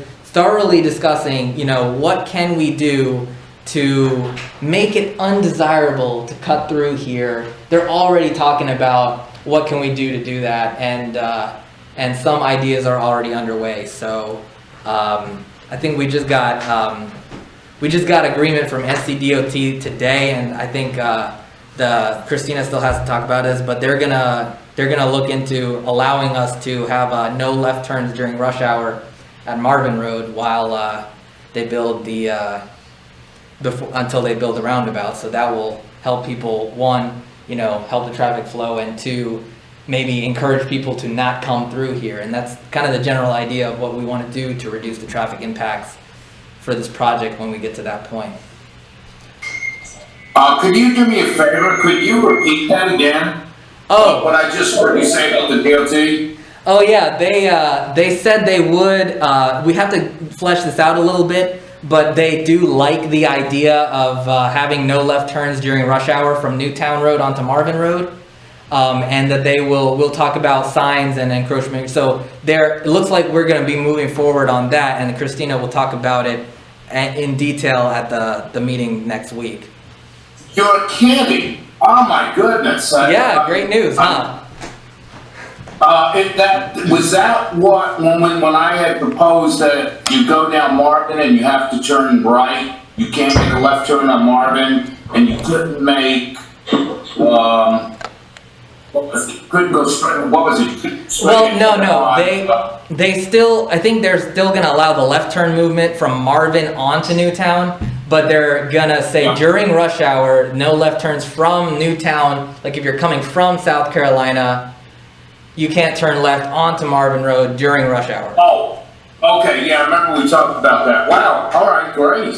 Well, unless you live in Firethorn, then it creates a nice shortcut right through Firethorn. Yeah, we're still going to have to discuss the impacts and the implementation, but the point is, I don't really mean to go into that much detail. The point is, we still have to do everything we can, and the council is also completely on board with doing everything we can to make sure that the traffic doesn't increase, or that the traffic flow is, as best as we can make it. Or the impact, I guess, is a better. Yeah. As we establish this district. So that has to be a part of it. So the sales tax, we actually found out that North Carolina doesn't allow municipalities to establish the sales tax. So that section is kind of out of the picture. But we still will be looking into that, the municipal service district as not the only funding source, but a big chunk of where we get the money to do a lot of common things. And finally, different strategies for a stakeholder engagement. This is just kind of a general planning academia of, you know, the 5 levels of engagement and what kind of input you want from the people. Like the kind of meeting you host depends on, you know, the kind of feedback you get depends on the kind of meeting you host.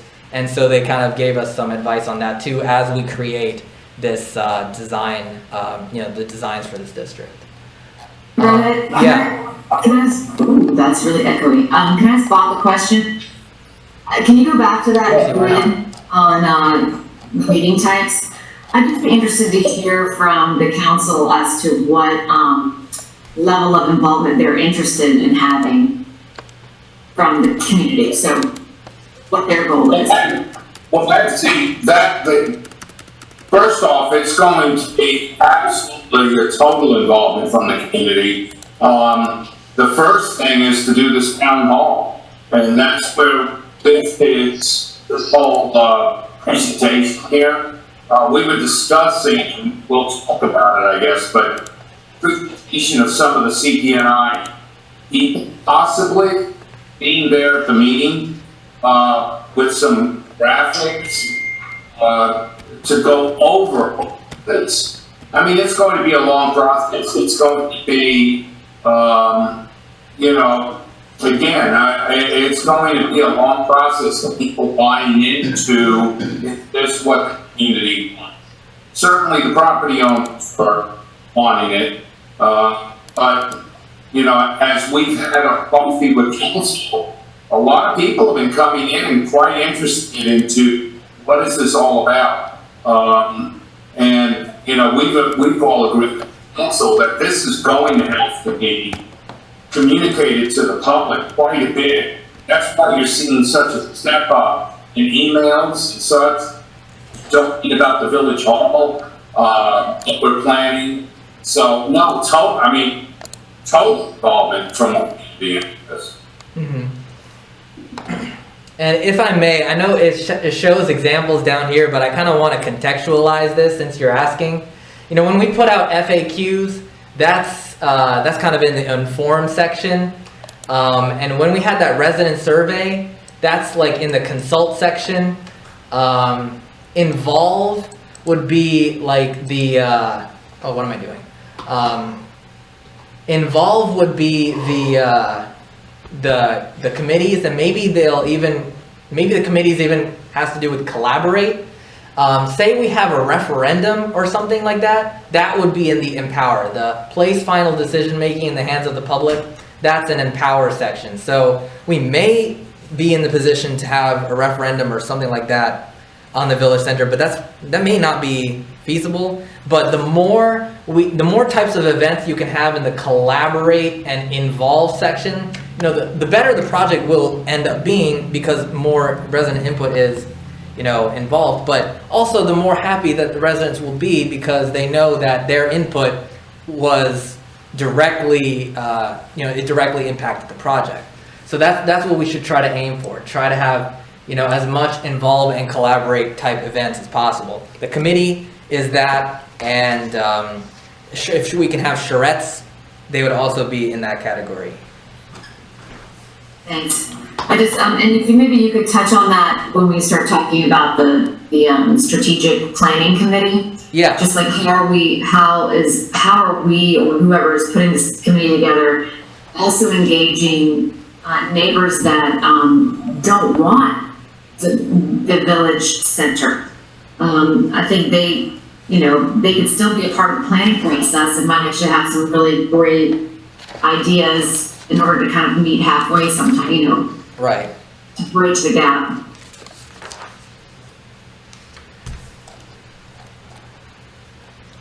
So they did talk about, I guess if that's all for that section, they also talked about village hall location. It looks like it's probably going to be on the corner. Let's just leave it at that because of feasibility of, you know, communicating with other people. And we're probably just going to have it on the corner, the Marvin School corner anyway. But they did put in their input, and they thought between the two churches would be the best place as a central location, but the church, Banks Church, I don't know if it's been discussed here, but we've been talking about having the village hall between the two churches for a while, or at this site, and Banks Church finally came and said they would not like us to do that. So that basically puts us being on the corner for the village hall again. But it's good that we exhausted all the options to see if we can do it for less of a cost and maybe a better location. See, built assets. I suppose I could just, you could go through this and read it, but the last slide I actually wanted to just talk about this last one here. Their general next steps. One is that they did recommend creating a historic district, and we do have a historic designation, but we need to apply to be, an actual historic district. So when we develop, we could get tax credits and national recognition or whatever comes with. Basically, state and federal level will give us money for designating this as a historic district, but then we have to preserve all the buildings and make infill buildings kind of cohesive with the existing buildings. But again, that is what we want to do. I think I'm seeing in general, so that's probably what we are going to have to do. This we did consider, the engaging with the Methodist properties and the banks. That didn't work out, but we did consider that anyway. So this is their last bit of. Here are all the things that you should consider as the first few foundational steps of the village center. And then they gave us a lot of case studies. So I'm intending to go to as many of these places as I can. There are a lot of them, and they're all over the state. So I'll do it as I can, but I'd like to see what they did. Davidson might be a good first one to go to.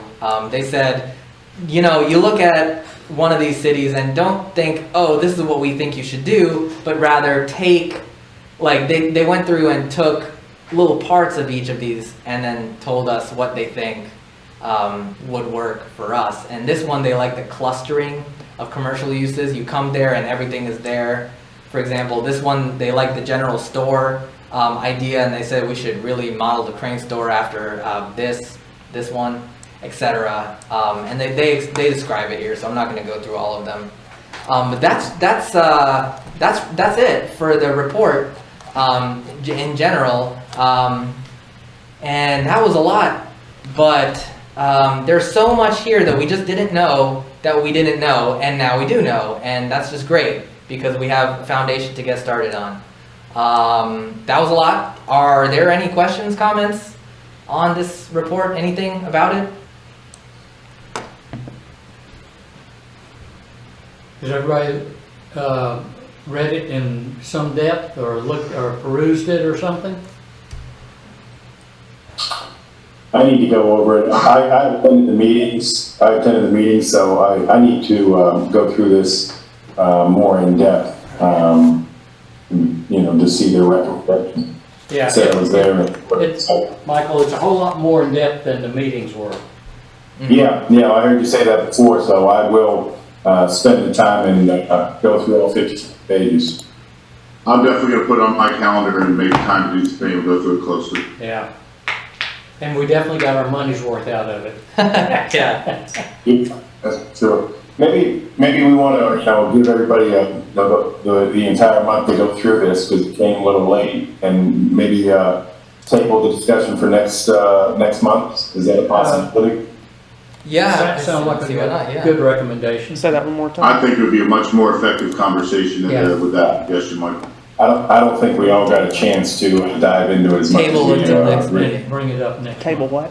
This item, which is Item the 4. discussion of CP&I, NC Growth Village Center final report and recommended actions.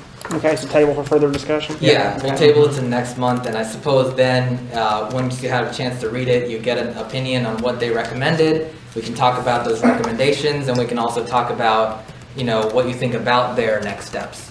Yep. Is there any intent to share this with the public in terms of, with the The public? report, have we put the report online? I thought it was in the packet. No, we're talking about on the. Like just on the website. Of course, the public knows this report exists because the It packets is, are public. to my knowledge, it is not a separate file on the website, but if they read our packet docs, they see it. I suppose, yeah. So do you suppose we should put the report on the website? Maybe we should ask council. Well, I I'm would. wondering if there's some benefit to be achieved. If we're going to go through the land use plan, and then the land use plan is going to have the section on the village center and the village center subzones and so on. Does it make sense to say, attach this to that information, so people can at least see, you know, what kind of help we're getting in terms of analyzing the village plan? Mm-hmm. Well, Austin, I think you've been our social media correspondent of late on Nextdoor and whatnot, have you not? That is me. Okay, good. I think that, you know, to Paul's point there, that you've been sending out little snippets on Nextdoor and saying, I mean, this might be a good information, saying, listen, we have a in-depth report that's available to everyone. You can it's either on the website or come by for coffee or something like that. What do you think, Paul? Is that what you're after?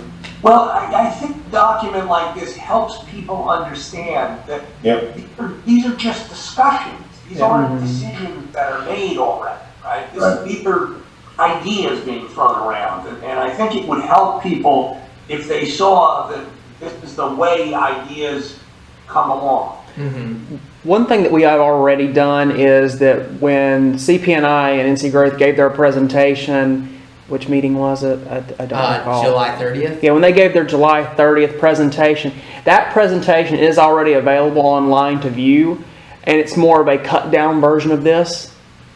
But we can still share the full report if that's desired. I mean, just make it available. I mean, people, you know, if it's available online, they can pull it, and if anybody who wants it, and I think that version you're talking about, just let them know it's available for them. Yeah, Sure. anything we can do to be more open Transparent, yeah. and transparent, and And this is very in-depth report and very in-depth meetings that were held. I think it's good, like Paul said, I think the public knows what goes into making these decisions. It's very helpful. yeah. Yeah, I will share And that. certainly,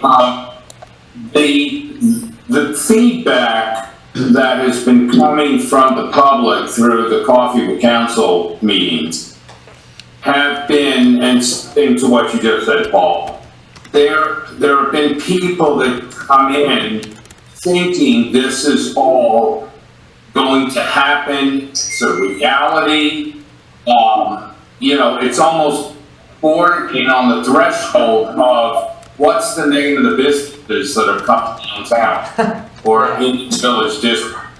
And so to your point is also, Kelly, you know, what we're needing to do, again, this town hall meeting, I hope we accomplish that, is to explain to everybody this came from response from the survey. And, you know, honestly, and I'm speaking frankly, how many 1,803 households, you know, 333 people responded, and of that 333 response, it was like 54%. And yeah, put it in the village sounds, yeah, that sounds cool. So it's like, there's a whole long way to go here, but at least people can see, hey, we're responding to the property owners that asked for this to be discussed, for this to be a possibility. That's what it's coming from a community that is right here in that village district to make this happen. And this is the process. This is, we're here, if this is what the property owners would like to do, we'll follow through. The public, you know, is going to have huge input into this. So it's just, I like that. It's just a process to show that we're doing due diligence to investigate. That's all, into the possibilities of this village district. Yeah, that's a really great point. I just want to add one thing. You know, when the Village of Marvin put out the resident survey, the intention was that a lot of the policies and decisions would be based on the results of that survey. So when we get a question that's like, oh, we want more security and we're willing to pay taxes on it, that's like, okay, we can do that. That's like a flip of a switch. But if the survey says, yes, we want a village center, that's not a flip of a switch. It's the polar opposite, right? Yeah. There's a lot of legwork just like that you have to do to even figure out if this is possible. But since the survey said there's a majority support, you know, that we're just getting started with asking people like CP&I if this is feasible at all. And we'll get a committee together and, you know, see what kinds of things people want when they say they want a village center district. Well, you know, it could have been a flip of the switch if it was not done properly. Right. But we want to do it right. The reason it's taking so long is the desire to do it properly. Mm-hmm. That's exactly right. So that's just, so I guess between Austin and I, we'll create a blurb, like one of those communication pieces, you know, highlighting all the things that we discussed, you know, that this is in the survey, people want it, this is the kind of things we're doing so far to see what goes into a village center district, but it's all recommendations, it's all still very preliminary, and maybe we should run this blurb by council. Yeah, we can do that at the meeting. Yeah, just to make sure, and Christina, just to make sure that we got everything said the right way. I would just make it really, really clear that this was an exploration, and this is not like a recommendation that we're going to be acting on. I mean, maybe, but I think all the documents floating around get confusing for everyone, and they might think this is the land use plan. You just never know. Yeah, we will be clear on that. All right, So I guess there was a motion a while ago to table this item. yeah. All in, I second it. all in. Who made the motion to start with?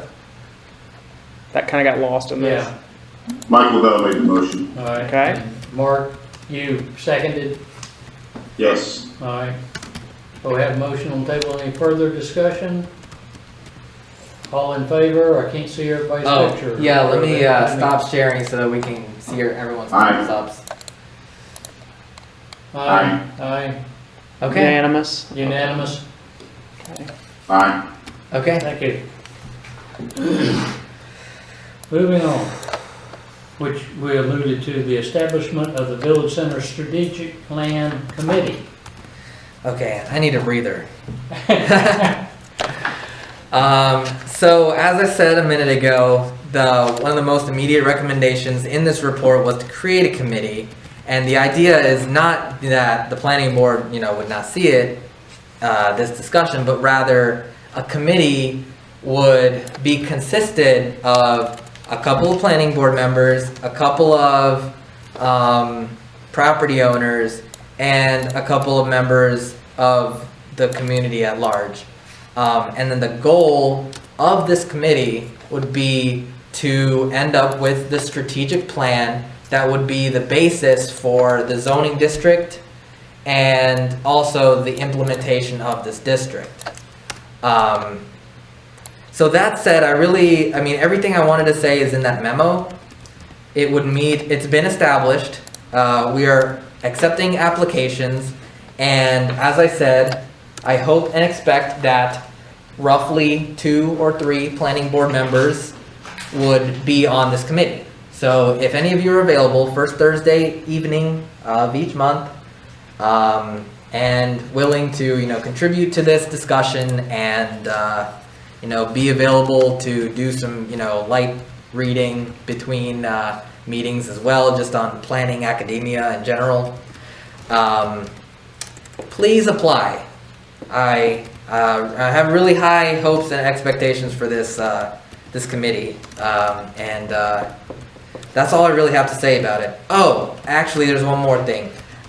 There's the county planner that wanted to get involved in this project in some way because she has experience in downtown development and her background is in historic preservation. I thought she'd be a great candidate for to be that facilitator role that was mentioned in the report, to choose a facilitator.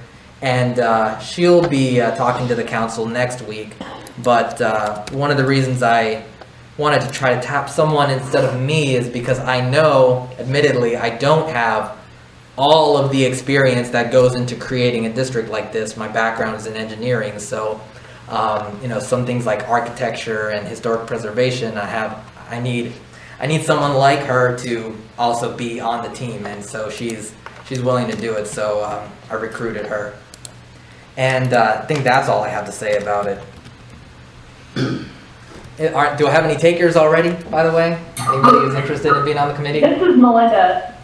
I actually submitted my application earlier today, and I think that this is a great, as someone who's on the planning board and whose property is across the street. You're basically both. What you're talking about putting in, I feel very vested. Melinda, I got your application earlier, and it'll be discussed at the work session. Thank you. Mm-hmm. Kelly wants to be on I the just have a question. Okay. I was not volunteering. I'm over capacity right now. Thank you, Melinda. But I'm just, I totally get the strategic planning aspect of this. I'm just wondering why this committee is being formed when this is still all a possibility.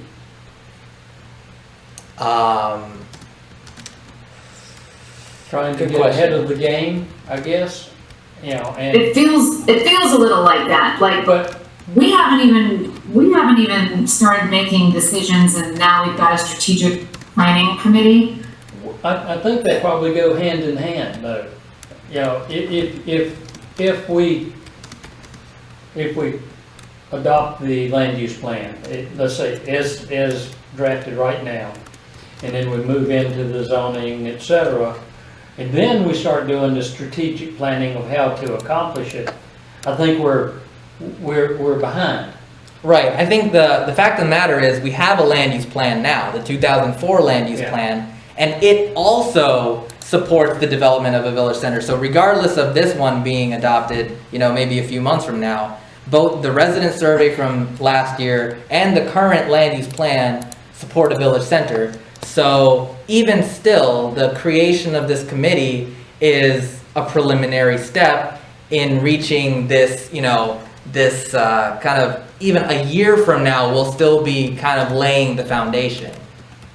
Yeah, I think the strategic plan, you know, planning committee is not to physically develop it. It's to do exactly that, is to lay out, this is how it, you know, this is how it will have to be done, all right? Mm-hmm. It is the best way to describe it, is, you know, these are all the different steps that are have to be done to meet that end result. Yeah, I mean, you know, what Bob was saying is that people are going in to the copies with the council thinking this is a done deal, and, you know, the council's trying to correct them that this is all, you know, a possibility, you know, we're still exploring this, these are exploration, you know, these are explorative, you know, workshops that we're going to, we're trying to do our homework and the legwork, but then, you know, a strategic planning committee is being established. I just think it sends a very different message than this possibility we're exploring. So, and I also am wondering just how the planning board and the strategic planning committee would work together, like what parts they decide, what parts are we responsible for. Yeah, I can That's speak. just a little unclear. I can speak to the second section of your question, which is that you know, the village center, the committee would only talk about the village center once a month, and since it's kind of alternating 2 weeks, we would have the planning board kind of review and also talk about everything that the committee talked about at their last meeting, compound on it, and then we'll bring what happened in the planning board meeting back to the committee. And so we're kind of making progress on this plan every 2 weeks, but also that, you know, having this back and forth between the planning board and the committee. Finally, the idea that some of the committee members will be planning board members, but also some property owners and some members at large will kind of have this this dichotomy of you guys who have been working on like the land use plan for a long time versus people who are just kind of jumping into this. Some have a stake in it, and it's really important that they have kind of like an equal voice at the table, just like any of you guys can speak up at a planning board meeting. These people can speak up at this committee meeting and just like be at the table. So I mean, hope that answered the question on that. That's kind of the relationship I foresee having between the committee and the planning board. As for the earlier question about still thinking that the committee is still not going ahead, because even the planning board, you know, you have to talk about the map before, like the land use map, and to talk about a map, you need a draft of a map, right? So in that way, you have to draw up a plan for you to even be able to look at it and think about if that is feasible or not. So that said, the establishment of the district, the establishment of the committee is still very much a preliminary step in deciding whether this is feasible. We talk about high-level things for the first month or two, and maybe it's even up in the second month or the third month of this committee, we may realize that this is not going to work, and then we call off the whole thing. I mean, that's a possibility. I mean, it is, to be honest. Anything goes. The point I'm trying to make is that I think it's very easy to claim that even this is still a preliminary step. You see where I'm going with that? Yeah. You know, if you read on their page 18, next steps create a strategic plan, you know, which is, you know, set up the committee and set. Why don't you call them exploratory committees, so it's more obvious that it's not a planning, you know, they're not charged with making the plan, they're charged with exploring stuff. It's already created, so we can't change the name. Created, but Yeah, the council already created the committee with that title. But that said, I think CPNI was more of the exploratory committee. Mm-hmm. So what's our task here in discussing this? It's been created, applications have been put in, what are we supposed to do about it? I kind of wanted to tell you that this is a committee that exists now and to invite you to apply to it. Okay, noted, thank you. Yeah.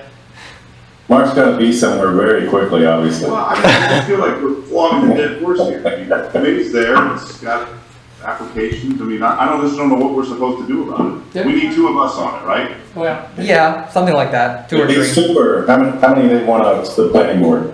I said 2 because I think that would leave enough room to have general public. But if we don't get enough people to apply, we could have 3. It is a 7-member committee. yeah, Right. 7 members. 7 members? Okay. 2 from the planning board, where else are they coming from? Property owners, I just emailed them today. We'll see who applies. The property owners of the district, and How many property owners? 1.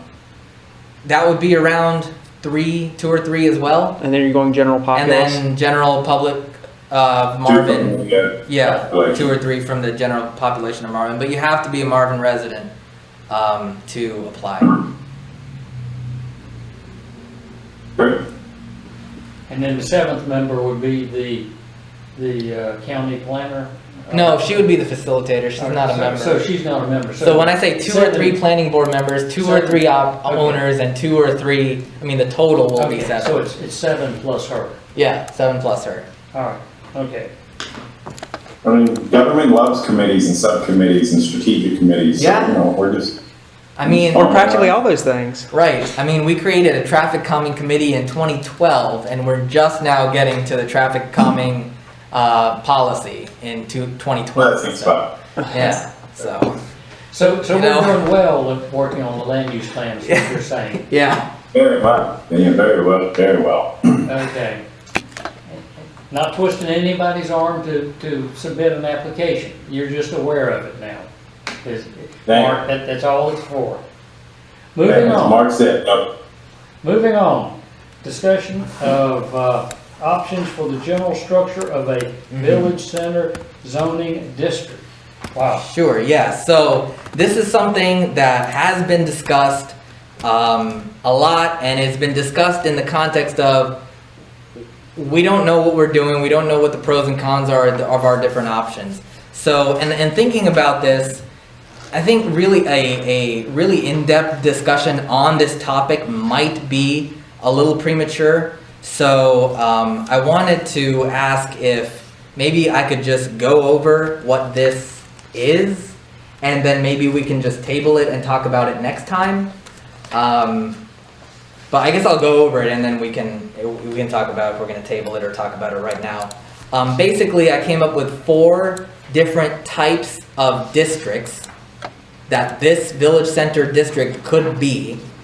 I made a chart of pros and cons. I made a chart of different factors and how they compare to each other, and I also included sample zoning districts. I mean, just like the skeleton of each type of district. So this will hopefully answer a lot of the questions that we've been having about, you know, an overlay district versus conventional district versus conditional district, and some of the other questions of how can we regulate what we do with Philbrick's property differently from like the Crane Store property. This is how we, you know, each of these 4 districts would work. Clearly by my breakdown of it, I have a preference, but I would encourage you guys to read this in thorough detail, so you understand this is kind of very technical, but I felt like it was time to answer a lot of the questions that had been going unanswered every time they were asked.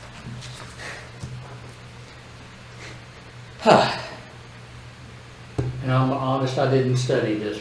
That's fine. I understand that this is very technical, and there are a lot of things that I would probably have had to explain at this meeting, even if you read it. Does it make sense to everybody that since it's so technical, we would take time to really read it, maybe put it toward the top of the agenda next meeting?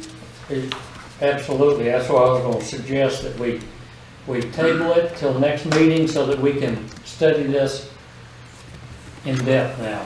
And so this is probably that would be great. my primary homework before next meeting. Mm-hmm. Yeah, it's to read the report too, but Well, I read the report yeah, once. great. Yeah, that's done. the rest of it. I mean, I think that makes sense. Is that a vote thing, or just you looking for people? I guess you'd have to vote to table this item. Yeah, just make a quick motion on that. I move that we table it till next meeting. Second. Mike? Seconded by Mike, okay? All right, all in favor? All right, Aye. all right. Okay. Great. So I hope by next time you understand zoning districts as well as I do. And I don't understand them that well even myself, so. I doubt that's gonna be the case for it, but we'll certainly try. Okay, so the last thing about the code, so we're on the code reorganization item. Oh, yeah, I'm sorry, yes. Okay, well, that has been, I realize now that I'm going through it, it's been taking, it's 200 pages of code that I have to compare thoroughly between our old code and our new code.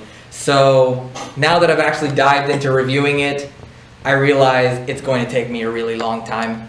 So, sorry about that. I think it will take me at least 2 months to bring it to you to a point to review basically the differences. And I just wanted to say that I guess I won't be putting it on future agendas until I'm ready to bring it up to you guys for review. All right, our deadline is, We don't have a, the state deadline to adopt this is July of 21. okay. So we have plenty of time, Okay. per the As long as state, we yeah. don't get pushed. We're not gonna come anywhere close to that. Okay, We really started this ahead of the game. So you said you need an additional what? How long? I would say 2 months, I think, because I need to squeeze this review in between everything else I'm doing. And- So And we have a busy September, it looks like. yeah. So I'll bring this back to you when I have it done. But since I started reviewing it, I can say that it looks really good.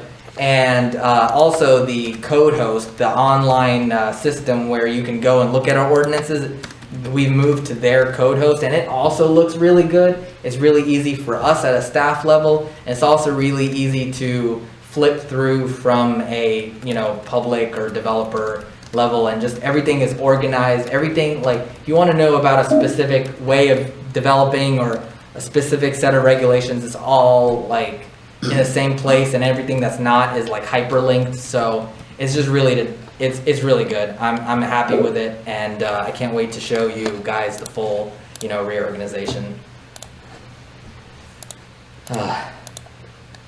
Oh, and they also made all the changes that were required by the shift to 160D. So I'm really glad that they were there to do that for us, and not I didn't have to do that. All I have to do is review it.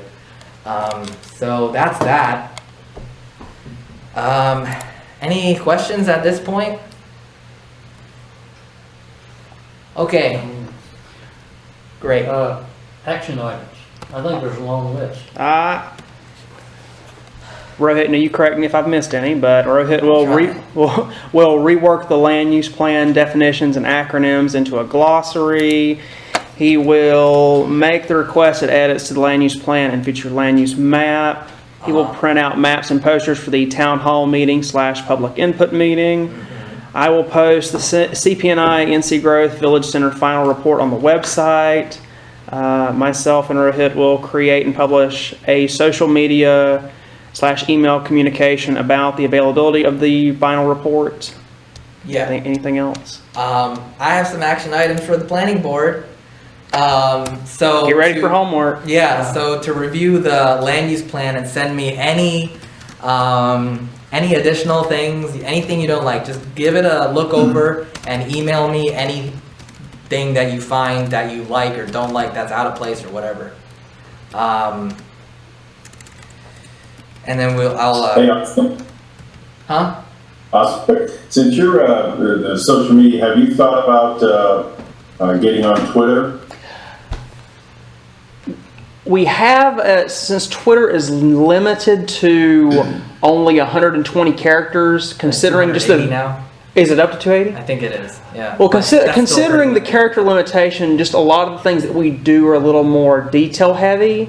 That's one reason why we haven't yet. Well, I'm talking about more informational purposes, the planning board meetings tonight, councils here, just, information. Most everybody has a Twitter account now, and I think that'd be another good source of social media for the village. It's something we can look into, and I'll bring it up to council at the next meeting in my communications update and see where they kind of want to go with it. But I'll make a note of that. Thanks. Mm-hmm. Okay, so also for the planning board was to review the report and compile your opinions of it by the next meeting. So that's the CPNI NC Growth report. Yeah. Okay. And then also to review the zoning districts, because a lot of the questions, again, just a lot of the questions that were being asked, I didn't really have answers to, but that should clarify a lot of the questions, like what if we did it this way versus what if we did it that way? What is the difference? And if you have if that still leaves you with some more questions, also, That was from your Make a list of discussion of those. options, Yeah. general Yeah. structure. Okay.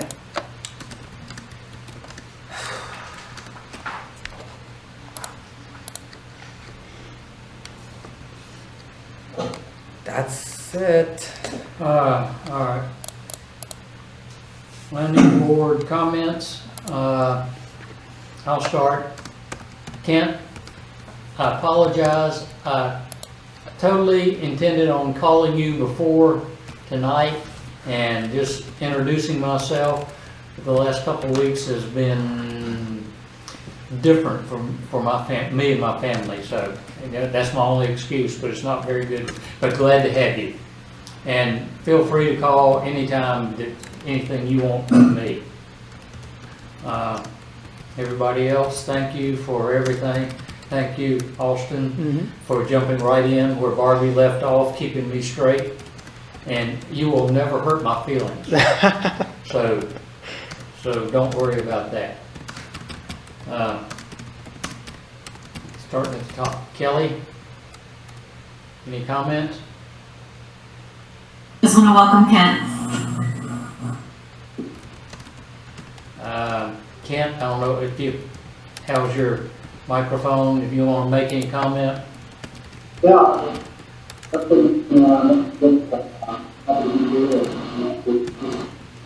I can't hear him. I'm I can't really sorry. hear. I think you said something like, "I'm happy to be here." Yeah. That's what I heard. But we'll hook you up Yeah. by the next time. We'll see Yeah. what's going on. All right, sorry. Paul? No comments. Thanks. Michael? Welcome, Mr. Renner to the planning board, and Austin, Rohit, and John, great job tonight, thank you. Thanks. Melinda? Welcome, Kent, and thanks, everybody. And Mark? Yep, same. Welcome, Ken, Austin, great job. Good, looks like we got a really good team in there now. That's it. We're Thank seeing you. everybody next month. A lot of homework to do. Entertain a motion to close the meeting? At So 8:56. moved. All right. Second? Second by Michael, all in favor? Thank you, everybody. And who made the motion? Mark, or? Someone said it was so Mark moved and up Michael. there. And Mark. Mark and Michael. That's fine. Thank you all. Thank you.